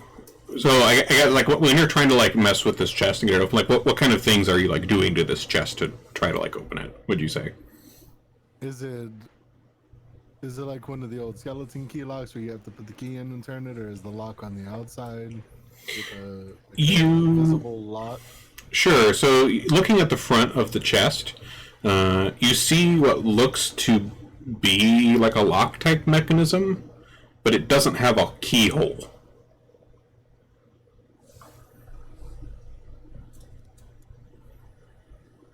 How heavy is this thing? Let's see.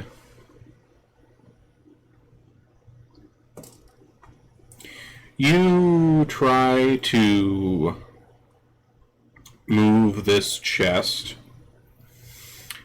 and it's fairly heavy. It's heavy enough to be awkward. Like, is it liftable? Yes. But it is very awkward to move, and especially if you were, carrying it as an invisible thing, Right. that would be kind of suspicious looking. What? I know, right? Surprising, floating chests, not normal. It's a ghost. Ooh, spooky ghost.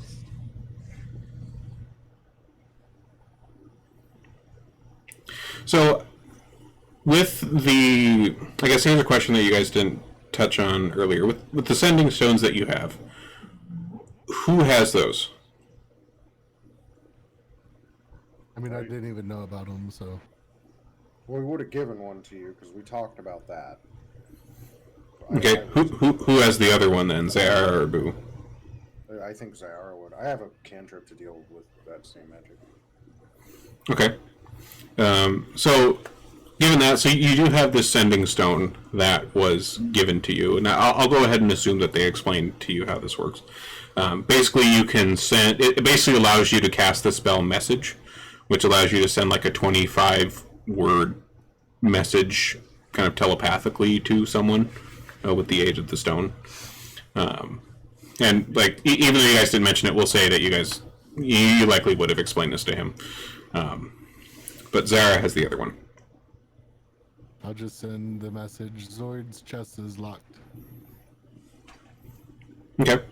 So Zara, you're nearby. Would you have been staying in this abandoned shop with Boo, or would you have been kind of around in the area, just kind of trying to look like a townsperson?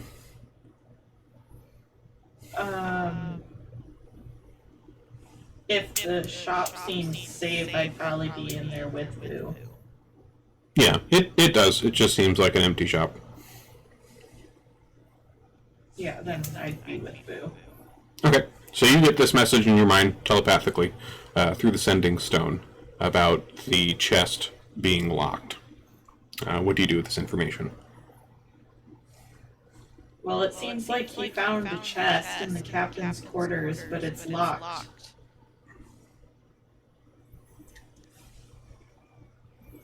Yeah, we didn't really think that part through, did we? No, not especially. I can't imagine he'd be able to get it out of the ship without being noticed. Well, while they're going through this, I'm looking around the portholes to see if there's any loose boards that I can start pushing on a little bit. Okay. Are you just looking at the portholes, or are you like investigating like the room in general, or just the portholes? I don't want to go too far down towards the mechanical guy, but kind of checking the wall out there to see if I can find any looseness to manhandle. Okay. Go ahead and roll a perception check for me as you're kind of going along, testing these portholes, kind of poking around the room, seeing if you see anything. Okay. So trying all these portholes, they seem to be all pretty well shut. None of them seem to have been built with any kind of intention of being opened at all. They are just portholes set in with glass with kind of a metal edge around them, sealing them into the wall of the ship. The only way to get them open would be to like pop off a bunch of rivets. Well, are we sure the ledger would be in a chest? I mean, it should be a book. Has he checked around the room for any books that might be a ledger? Or maybe we could be in luck and the captain is sloppy. Perhaps I can always send him a message to look for a book or a desk or something of the like. Ask him, yes. I knew I should have went there with him. It's okay, he's new. He'll get the hang of it. So I send a message back to Torta saying, do you see a large book or a desk in the room? Is the ledger in the chest for sure?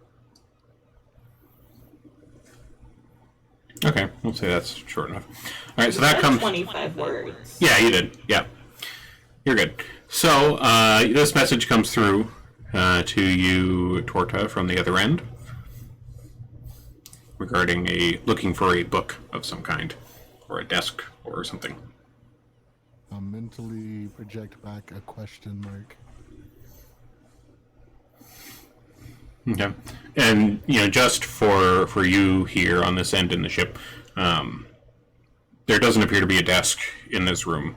Like, this room is pretty nice. Like, this bed's real nice. Like, if you've been kind of poking around, you felt the blanket on this bed, and it is cozy. It's real nice. And this cabin in general seems to be pretty decked out. In terms of kind of these nice, like, this purple drapery is really nice and ornate. It's got this kind of little gold tooling in it. There's a few other kind of nautical maps and things kind of pinned up on the walls, and some other decorations. There's not a whole lot of room in here. Despite this appearing to be the captain's room, it's not the largest thing ever.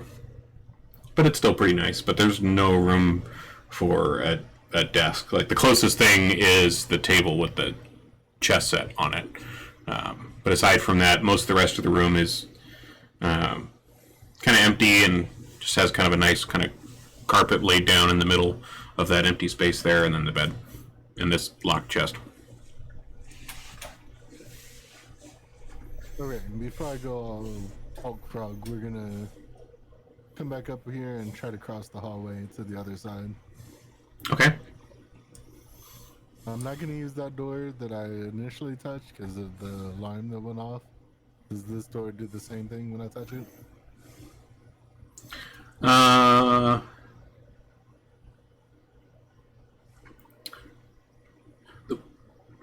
The room only has one door. This map has two doors for some reason. There's only supposed to be one door into this room, not two. Okay, cool. We'll go to this door then. Okay. And when I exit, does the same sound go off? It doesn't go off from this direction, no. Okay. So, picking up on that, I'm going to look for a little shim, something I can just prop in the doorway to keep it just cracked enough that I can get my finger on it and pop it back open. Without having to touch the handle. Okay. Yeah. Okay, cool. Sure. I mean, for looking around, the closest thing that you could use to that would be one of these chess pieces. Shit, I don't want to do that. I'll take... What do I have in my backpack? I'll take the tinder box and just set it in between the door and the frame. Okay. Sure. That's good. That's good enough to keep it from latching. And then we're gonna pop over to this door. Okay. And I assume the same thing. It's just this one door on the right-hand side. This one does have 2 doors. So there's one to the east and one to the south. I'm gonna try the south one first. Okay. Are you doing the knocking thing, or are you just heading right in?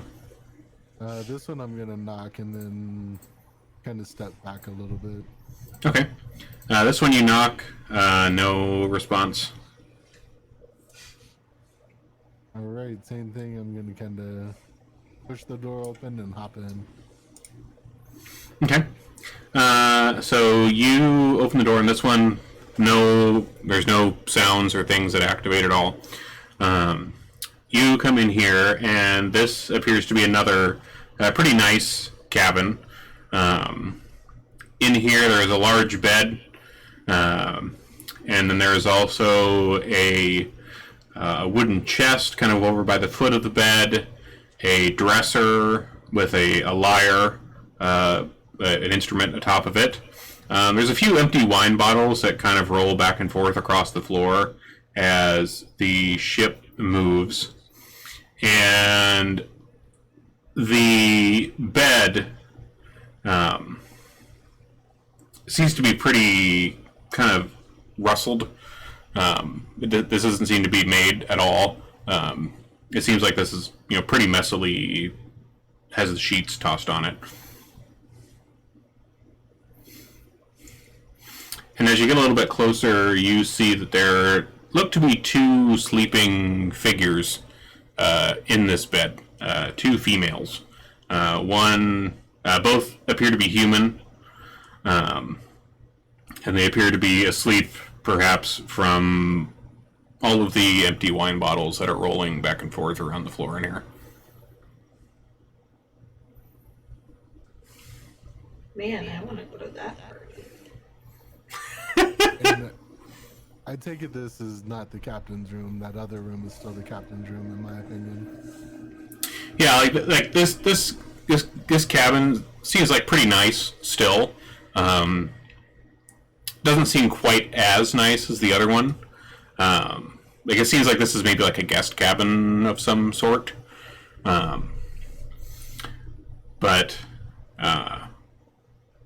yeah, like for the most part, it seems to have been mostly recently used for some sort of sexual escapades. At least with these 2, some debauchery with these 2 sleeping human females in here with all the wine. All right, leaving the chambermaids alone, I'm going to pop up here to this door and just check it the same way I have been. Okay. This one... this one looks to be kind of another little storage room. There's a few barrels in here that seem to hold some various liquids. Like one of them seems to be like a water barrel and has a kind of cloth sitting on a small bit of wood that's like attached to the top of it. So maybe some kind of like wash basin there with that barrel.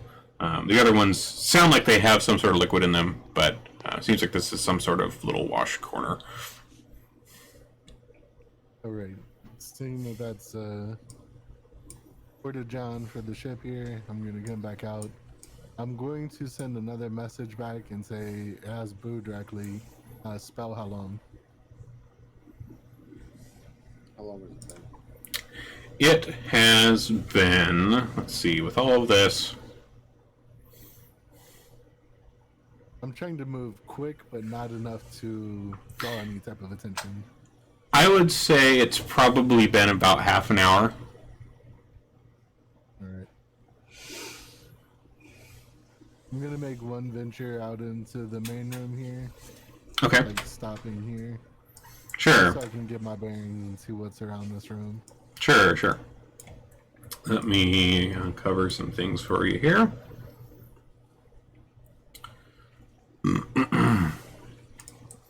Alright, so this kind of central area here, you see that there's, the various drow that are around in here.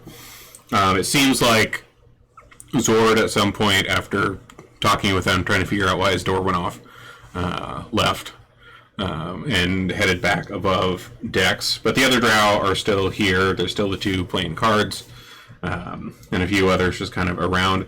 This area seems to be almost a training area of sorts. You see that there's these kind of ropes strung about, kind of across like the ceiling, kind of like, that you could like climb across for kind of strength training type things. There's a rack kind of attached directly in front of you to the mast that has several rapiers hanging on it. And you see also around you, kind of among the drow,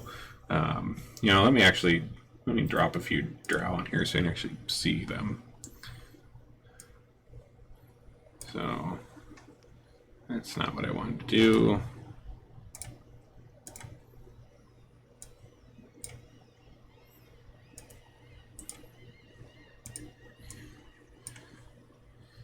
One second.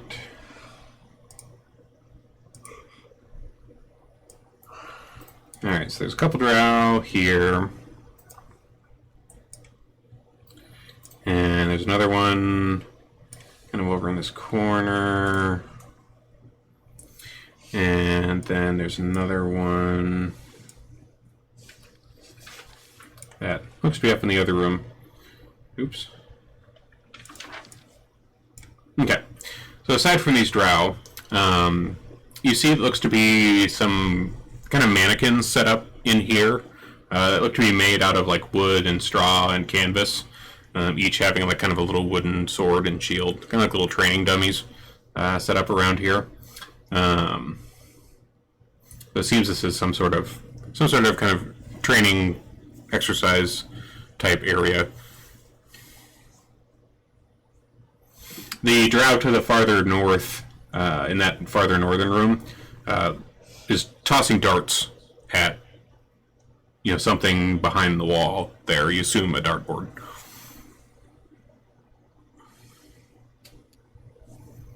All right. So I'm gonna go back in, retrieve my tinderbox, and not touch the handle. Okay. Anything on this desk at all besides the chess set? On that table, no. Yeah, there's the empty wine bottle. There's the kind of ornate jade chess set. Aside from that, no. And then, of course, the nimble right sitting in the chair. That seems to be turned off. All right, getting a little frustrated and feeling the pinch for time. We're gonna go back down here to the chest. Okay. Gonna kind of roll the shoulders, flex, and spend 2 key points to bring out the arms of the astral self. Okay. What are you trying to do? Kind of like punch this chest a few times or something? Yeah, we're gonna do some damage to it. In total, 2, 4, 5, 6 attacks. Okay. So as you start to kind of smack on this chest here with your astral arms, after 3 hits, you hear a click. Can I pop it open? Yeah, it pops open. Okay. It seems that whatever the trigger was for this locking spell, it was undone with 3 taps. Or 3 punches in your case. Close enough. Alright, we'll rummage through, looking for any type of invoice. Sure. Vouchers. Sure. So you look through this chest, and it seems to have a variety of personal belongings, but you do also find a ledger, which looks to have records of sale of various things. Looking at the dates in the ledger, you kind of see a fair number of recent ones that all are noted for Waterdeep. And let me get you that information, and I'll get this in a note for you guys so you guys have it. Let's see here. So here is what you see listed for these.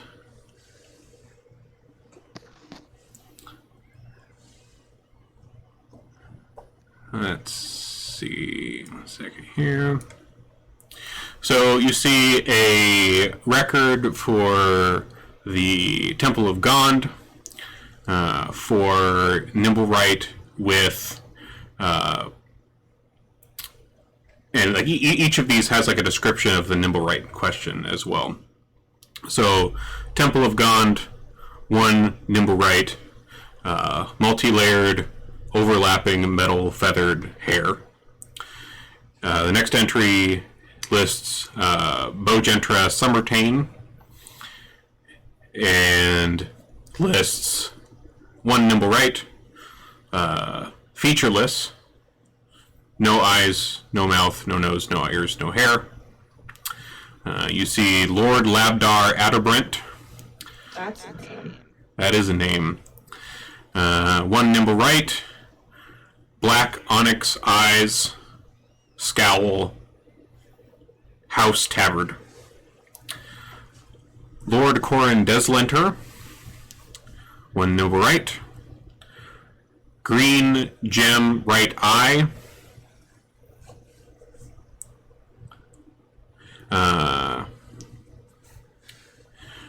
you see Temple of Maestra,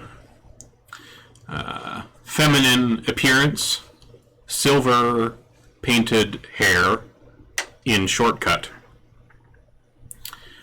Mother Tamara's House of Graces, Nimblewright, 8 precious metal halos encircling head. City Armory, 1 Nimblewright, simple features, added plates of metal. A Gralhuns, a 1 Nimblewright, swashbuckling gear, and Van Dyke beard. Ding, ding, ding. And that is all of the ones for now.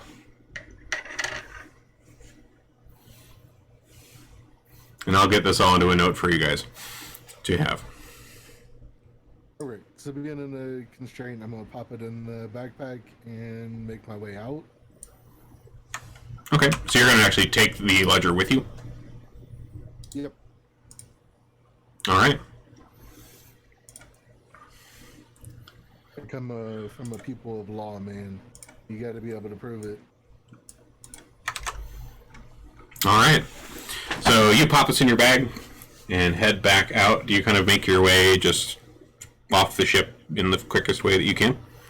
Yeah, as soon as I get out of the dining hall, I'm just gonna jump in the damn water. Okay.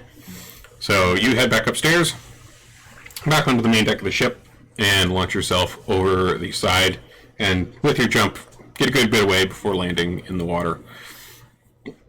And manage to make your way back over to this abandoned shop where Boo and Zayara are waiting. I'm gonna try to frighten them. Okay, what are you doing? Spooky noises. Okay. Boo, Zayara, inside, you hear somewhat ethereal noises from nearby as you're kind of waiting in here. The ethereal noise has feed me tarts.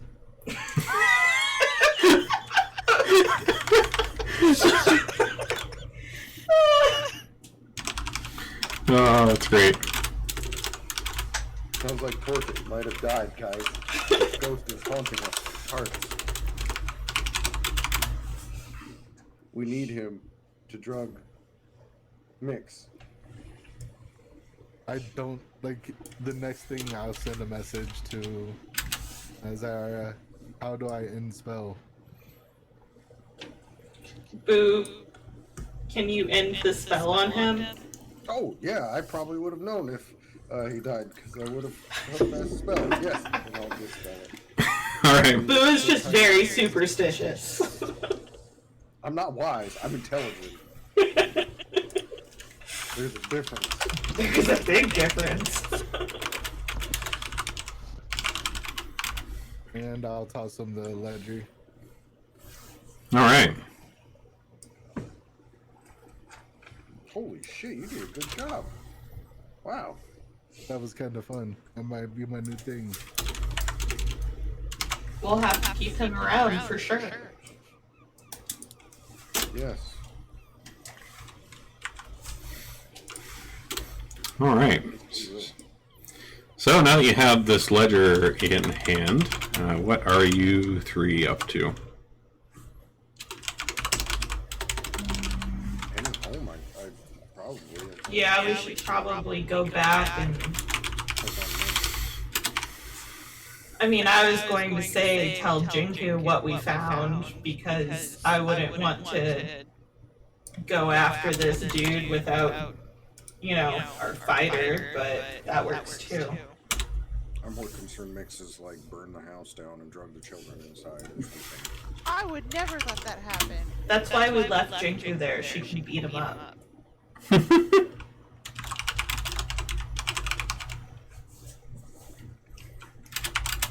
All right. Just getting this ledger put together for you guys. So you return back to the house. It's still in one piece. The guards let you through the crime scene and inside, where Jinku is amusing the children. Jinku, how do you amuse the children? I've been teaching them every card game I know. Nice. Have they been beating you? Yes, every time. All right. They're probably not likely cheating, but you might not be able to tell the difference. Yeah, I probably would not be able to tell.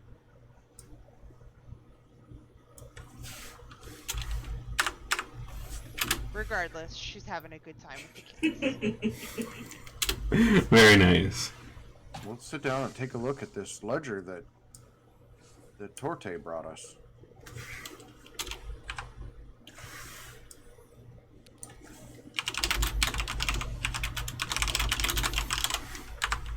Indeed, let's try and see if we can find the nimble right in question.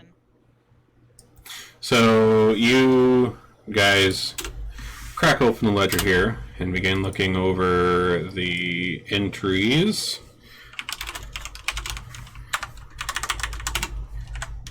Let's see. And you just like Torta had seen when he looked over these here, you do notice the one entry mentioning the Gralhund family, and seems to match the description that you had heard of one in kind of a swashbuckling outfit with a pointed beard fashioned on its face. The rest don't seem to be too close in resemblance. Would Zyara know of that family? Like, are they nobility that she would have heard of? Let's see here. Let me take a look. Go ahead and roll a history check for me while I'm checking.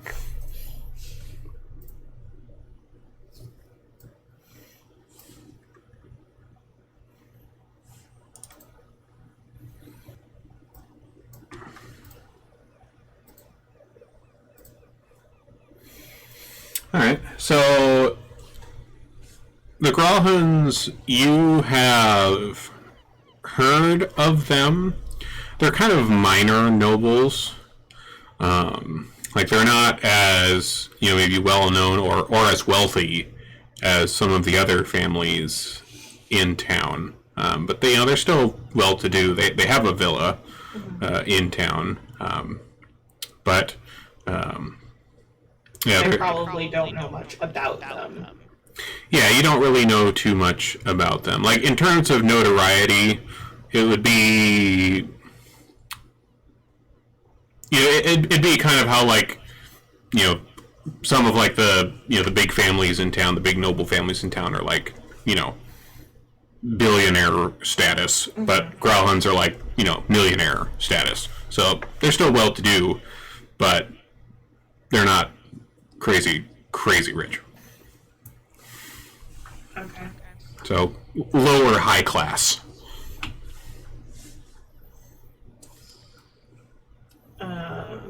So Zyara is looking over this ledger and sees the description of the Nimblewright and looks at the name and is like, I recognize that family name. Their nobility in Waterdeep, though, probably of lower class within noble society. I don't know much about them, but perhaps we could take this information to Raynar and he might be able to tell us more. And if this, was it a gnome or a halfling or? The one that died? Yeah. It was a gnome. Okay. Perhaps Raynar would be able to tell us if this gnome had business or bad blood with the family. Why they might have attacked him. It doesn't seem like we were the targets, at least. No, I mean, that's as good of an idea as any.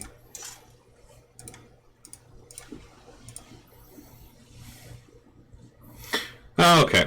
There is now a note that should be public called Nimblewright Ledger, which has all of the above information inside of it. I like it. Okay.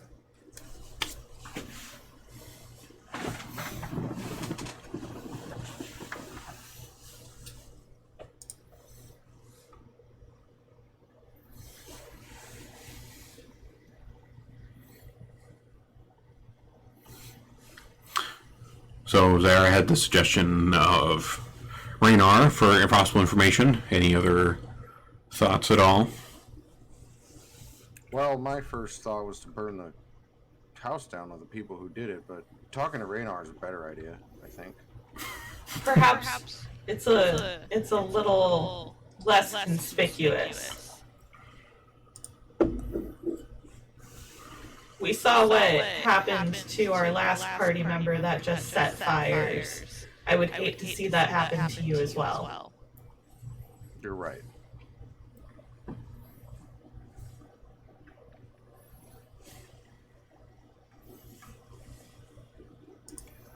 All right. So I guess if we're gonna go see Raynar, Zyara is going to go hide the ledger first. Sure. Just so it's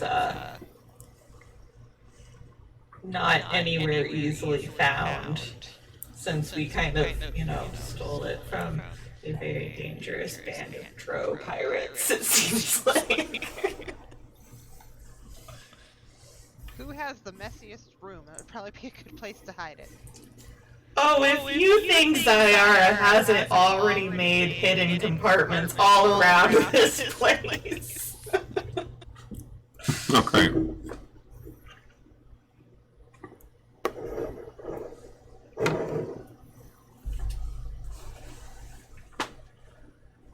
So you to go head off to one of your hidden compartments that you set up somewhere in the house and tuck the ledger away. So at this point, are you planning to try to head right over to Raynar and see what you can find out? Or what? I mean, it would still be pretty early in the day, right? Yeah, I mean, at this point, it's probably about like lunchtime. Yeah, then, I mean, we don't really have anything else to do, so yeah, I'd probably say we decided to go to Raynar. See if he's home, available to be called upon. Okay.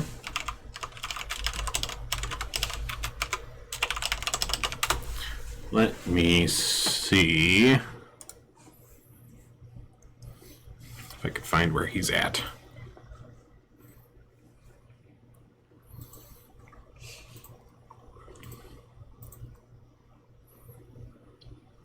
getting absolutely plastered. One second here. I know Racky stepped away for a second there. Yeah. For a phone call, so while he's doing that, I'm trying to find where the fuck Raynar's house is. And this is the part in the story where we find out that he was homeless the whole time. There it is. Show me map.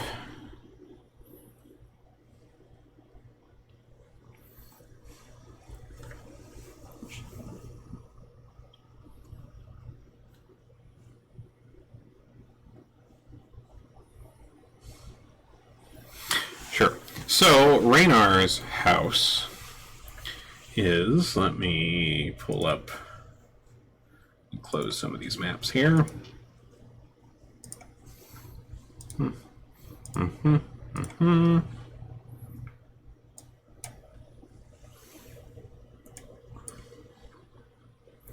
Is this the map he's on? No, it's the next one up. Northwest Waterdeep.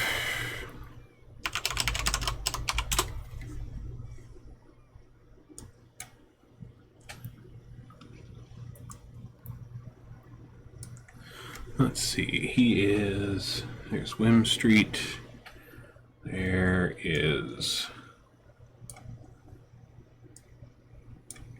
there it is. Okay, let me get this added into the map here real quick for y'all. We're waiting for Racky to get back.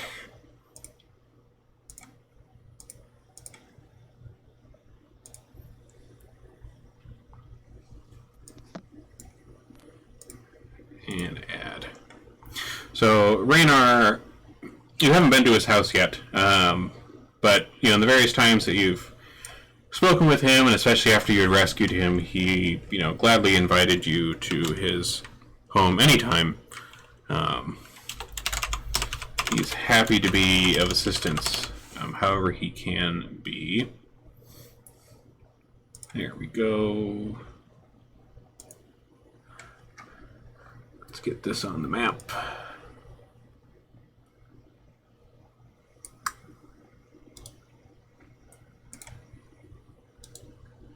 There we go. Okay, so this is the northwestern part of Waterdeep. And you should see, kind of in the bottom right corner, there should be a green pin labeled Raynar Neverember that you should be able to see. In terms of where this is, just to the south of Neverember's house, like 2 blocks south, is the big market. Okay. So, yeah. It's like if you, I think you should be able to, like if you look in the images and maps for Waterdeep West, that's the map that's right below this one. And yeah, he's about 2 blocks north of the market and about a block to the northwest of the God Catcher statue of Waterdeep, which is just north of the market.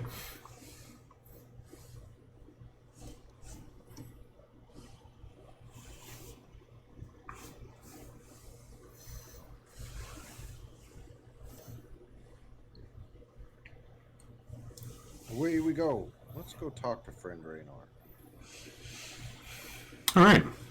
So you make your way across Waterdeep. You know, it's midday. It's still a little damp out. You know, it's kind of just a light drizzle now at this point of the day. So the streets are a little, especially some of the side streets are maybe a little bit more muddy, but most of the streets here are cobblestoned, but there's still, you know, dirt and grime that gets into them. You make your way past the market, which is still fairly busy despite the weather. You know, most of the kind of central area where there's all the more kind of temporary shops that get set up. Whenever the weather gets bad, you know, most of the shops that are in there kind of have their own little, you know, awnings that are over their shop. But a lot of them, you know, the passageways between the shops are all pretty narrow. And so a lot of them kind of tend to just throw tarps over the top of a lot of their stalls to just kind of make it kind of a somewhat covered pathway through the market and closing it somewhat during the wetter weather. But you make your way over to that part of town. You see the Godcatcher statue, up to the right of you as you're coming up the street. I don't think we've described that particular statue. I don't think we've really been in this area too much. Not except for the market, Yeah, so the Godcatcher is so like on the market, on the south end of the market, there's the Drunkard, which has the tavern built into it. Mm-hmm. And on the north end of the market has the Godcatcher, which is let's see here. Looking for some pictures.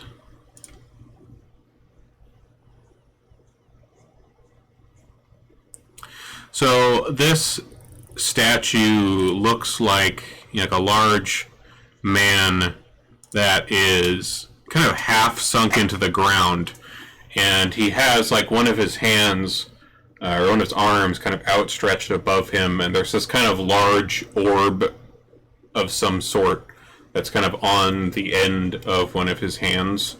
Over time, there's been kind of these buildings that are like kind of built around the base of his torso, because like his torso is about halfway, like the ground comes up to like right below his chest line, and there's like a building that's kind of built around that area, and there's also a few like other small towers that seem to have been added on. There's like one on the shoulder of his arm that's not lifted up, and then there's another tower like partway up, like a small little tower kind of right here on above his elbow on the arm that's holding the orb. In terms of what you know, and you kind of know the tale about this a little bit, Zyara, just from your time here in Waterdeep and how this came to be. During the Spell Plague, when that happened, all of the statues of Waterdeep came alive and began wreaking havoc around the city. And at the time, the Blackstaff turned the ground underneath this particular statue to mud, which sank it halfway into the earth. So, assumably, the rest of the statue is there, just all underground. And then eventually, they all stopped, and, they are where they are today. And that's the Godcatcher. So, you make it over to Raynar's house, which seems to be a pretty, decently sized place here on the corner of the alley that kind of goes past it here, and the main Mendiver Street that goes up past it. It has kind of a ornate double door on the front. Do you guys just head up and knock? Yeah, he's a friend. Okay. All right, so you head up and knock on the front door, and after a moment, the door cracks open, and you see a halfling with this just pure white shock of hair. Sees you here. He says, "Yes, hello. How can I help?" Looking for Raynar. "Ah, yes, the master is here. He is upstairs. Who's calling?" His friends, Boo and Zara and Jinku. "Oh, yes, of course, from Trollskull. He speaks much of you. Yes, of course. Please, come in. I'm sure he'll be happy to see you." And he kind of waves you inside of the house. Yep. Okay. So you head in, and walking into Raynar's house, it's still a very nice house, but it's a little bit in disarray, mainly because there are so many books everywhere. There are bookshelves that seem to have been built into a lot of the walls of the place, and many of them are kind of overflowing with tomes. Some of them a little bit onto the floor in little piles, which kind of makes it seem a little, messier than you would expect of a noble's house. But the butler leads you inside, and he introduces himself as Madrick, and kind of leads you up the main staircase that's just inside the front door, and kind of an ornate staircase. There's kind of a large chandelier that hangs over the entryway hall. And he takes you upstairs to one of the rooms and kind of opens the door and says, Raynor, your friends from Trollskull are here to see you. And you hear kind of some shuffling from within, and Raynor, you see him kind of come out and with a broad smile on his face and say, Yes, my friends, welcome. I am so glad you've come to visit my home. What can I do for you here? Well, it seems we might have found out more information about the attack. Oh! Yes, let us hear. Madrick, would you please set the table downstairs? We'll have a bit of a lunch, light lunch together while we discuss these matters. And Madrick bows and heads back down the stairs, assumably to set the table. And Raynor kind of comes out of his room and kind of motions with you to follow him downstairs to kind of the dining room area. And so as he's walking along, he kind of inquires of you, well, what did you find out? Have you found out who did this? Possibly. We were able to find out who purchased the specific nimble right that caused the attack. However, we don't know much about them or what their relationship to your friend was. Oh, who purchased him? I tell him the noble family name. The Grallhans? Yeah, I couldn't remember other than it started with a G. That's fine. That's fine. All right, so you mentioned the Grallhans here, and Raynor kind of thinks for a moment. At this point, you guys are all kind of walking into the dining room here, and Madrick has already laid out a few plates here, and he seems to be putting something together in the adjoining kitchen. Raynor kind of thinks as you guys are all sitting down and says, Grallhans. I mean, I know they are a noble family. They do have some wealth. But I'm afraid I don't know much about them personally speaking. I know that their villa is over in the northern part of town, somewhat near Trollskull, actually. It's in that same sort of neighborhood area. They always seem to be trying to get themselves a little higher in society, I would say. It's most of what I know about them. They're the sort that try to appear more wealthy than they are, if you catch my meaning. They punch above their weight. Yeah, in this case, they injured one of my children. Go. Stop So it. they've signed, unfortunately, the death warrant of the family. Well, that is certainly a serious matter, but that may not be so easy. They are so a wealthy family of Waterdeep, and, despite what they've done, I'm not so sure rushing in swords outstretched would lead to the best end result. I don't use a sword, I'm a wizard. I'll be immortal soon enough. This crime will be visited upon their children's children. Do they have kids? That I do not know. I'm afraid if they do, I've never met them. They always seem to try to insert themselves at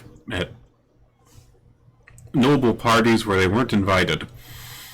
I'd say that's probably most of where I've really heard of them, is they seem to try to butt in where they aren't welcome or people aren't interested in having them, but they try to come along to appear like they are part of something more.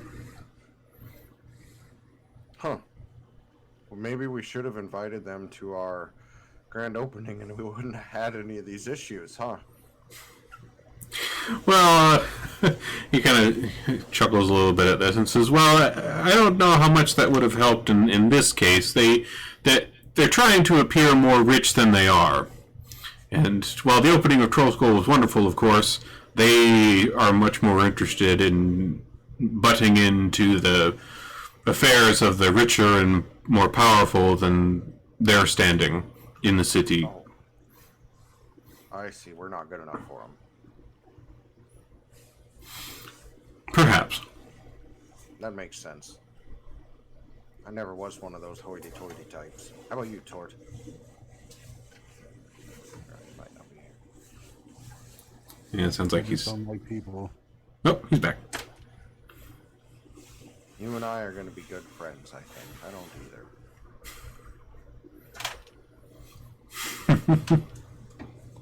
I feel that. That's good.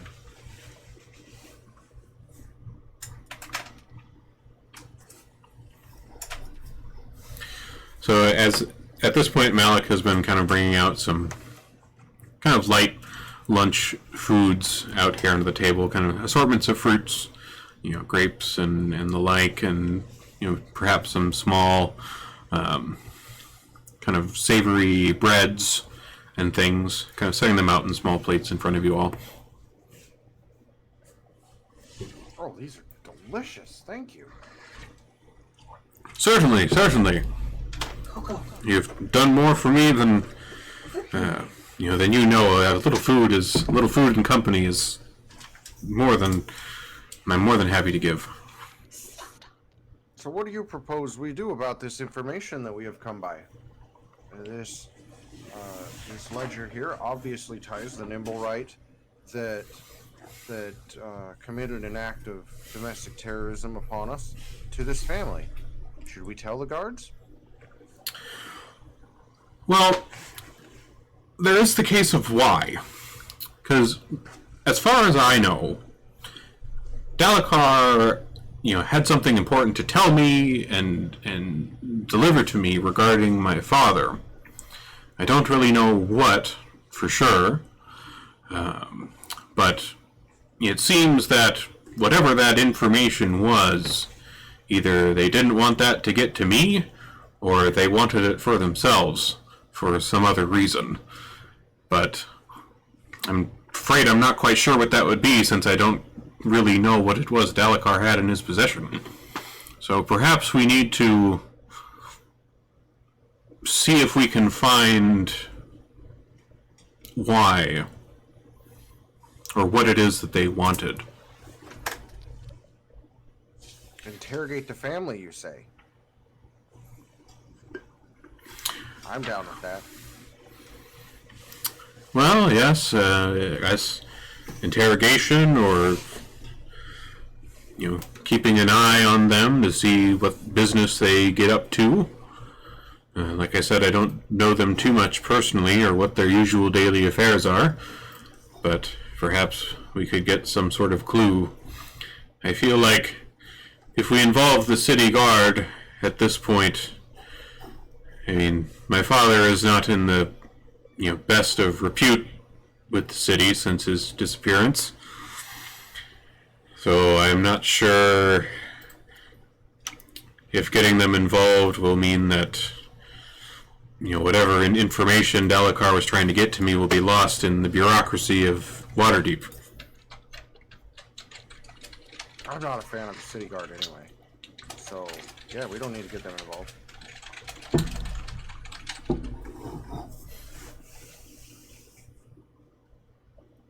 And yes, you did suggest watching them. That's something we could do. I hadn't really considered that, but Torte taught us how to do surveillance today.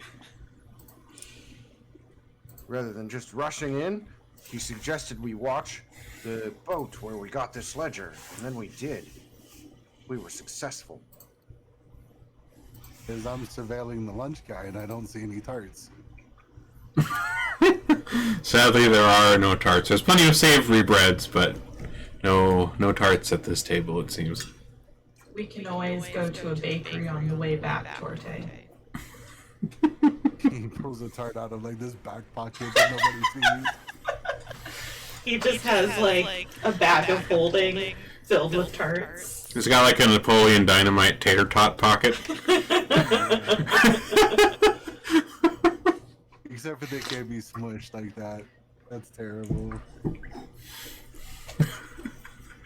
But the pocket's got some like built-in rigidity, so you can't smash the tarts in them. Specialized tart pocket.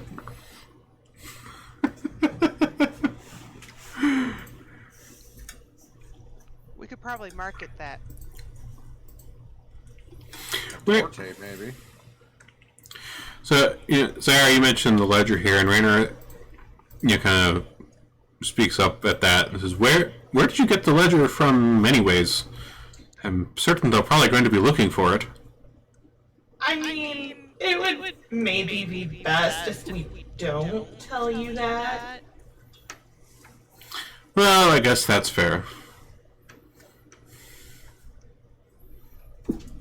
Goodness knows the city guard have questioned me enough times over the year about the whereabouts of my father that I don't know, but I'd rather not have to deal with that again if I don't have to. We at least weren't seen obtaining the ledger, so hopefully it shouldn't be traced back to us. And they would have no suspicions that you had interest in this ledger. Well, They did. They have no proof that we took it from them. I'm very sneaky that way. A lot sneakier than I thought a creature of his variety would be.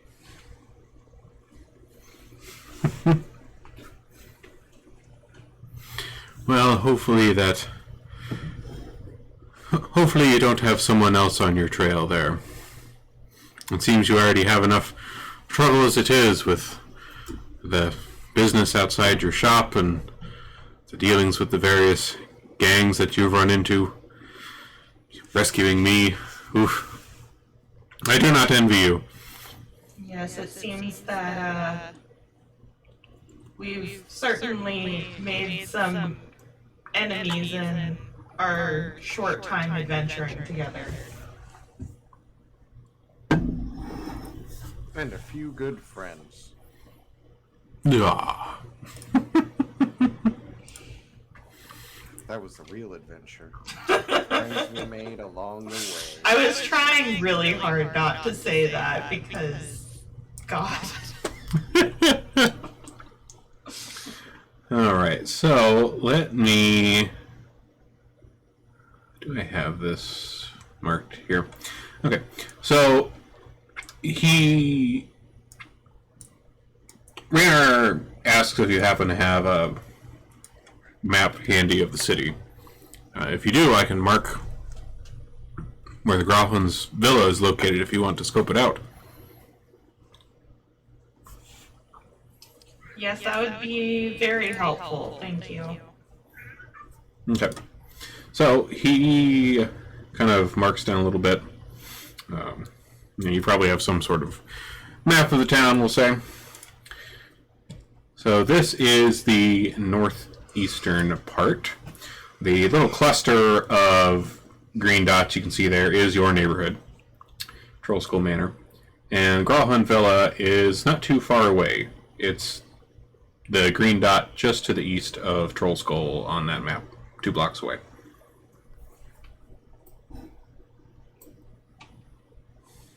Oh, Turns out these traitorous dogs are our neighbors. We shall rout them out of the neighborhood. Well, don't arouse too much suspicion if you can. No, we'll watch them first before we kill their children. Well, let's keep in mind that there's a constant guard in our neighborhood right now.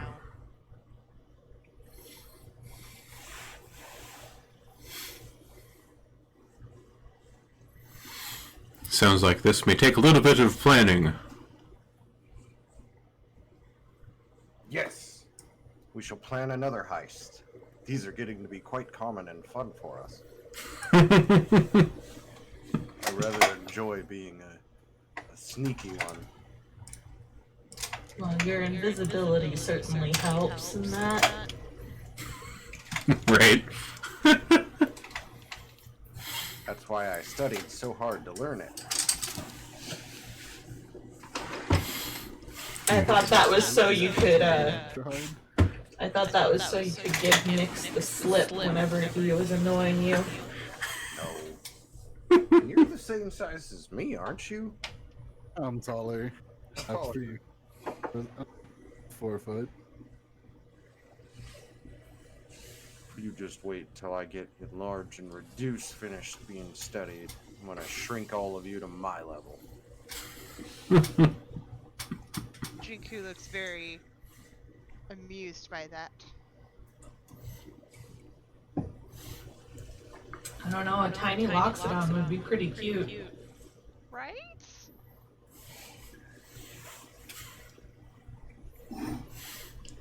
You just think of the Ant-Man shenanigans with that.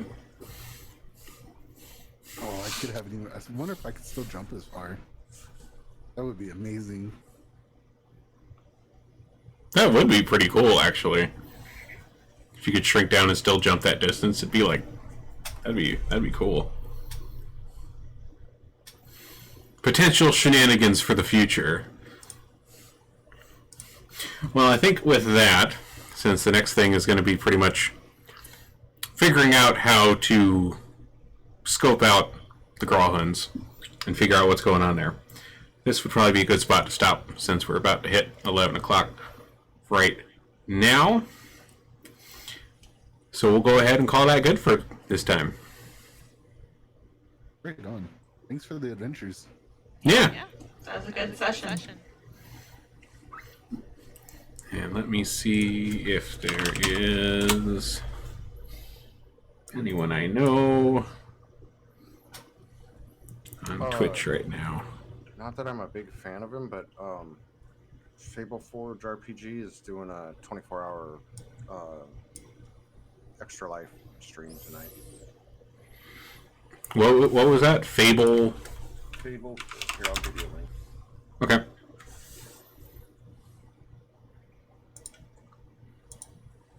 I'll copy their name for you.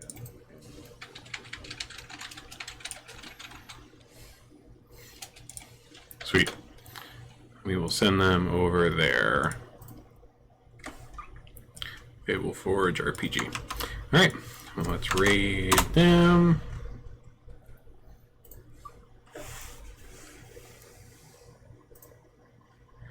And send you on your way. 2, 1, boop.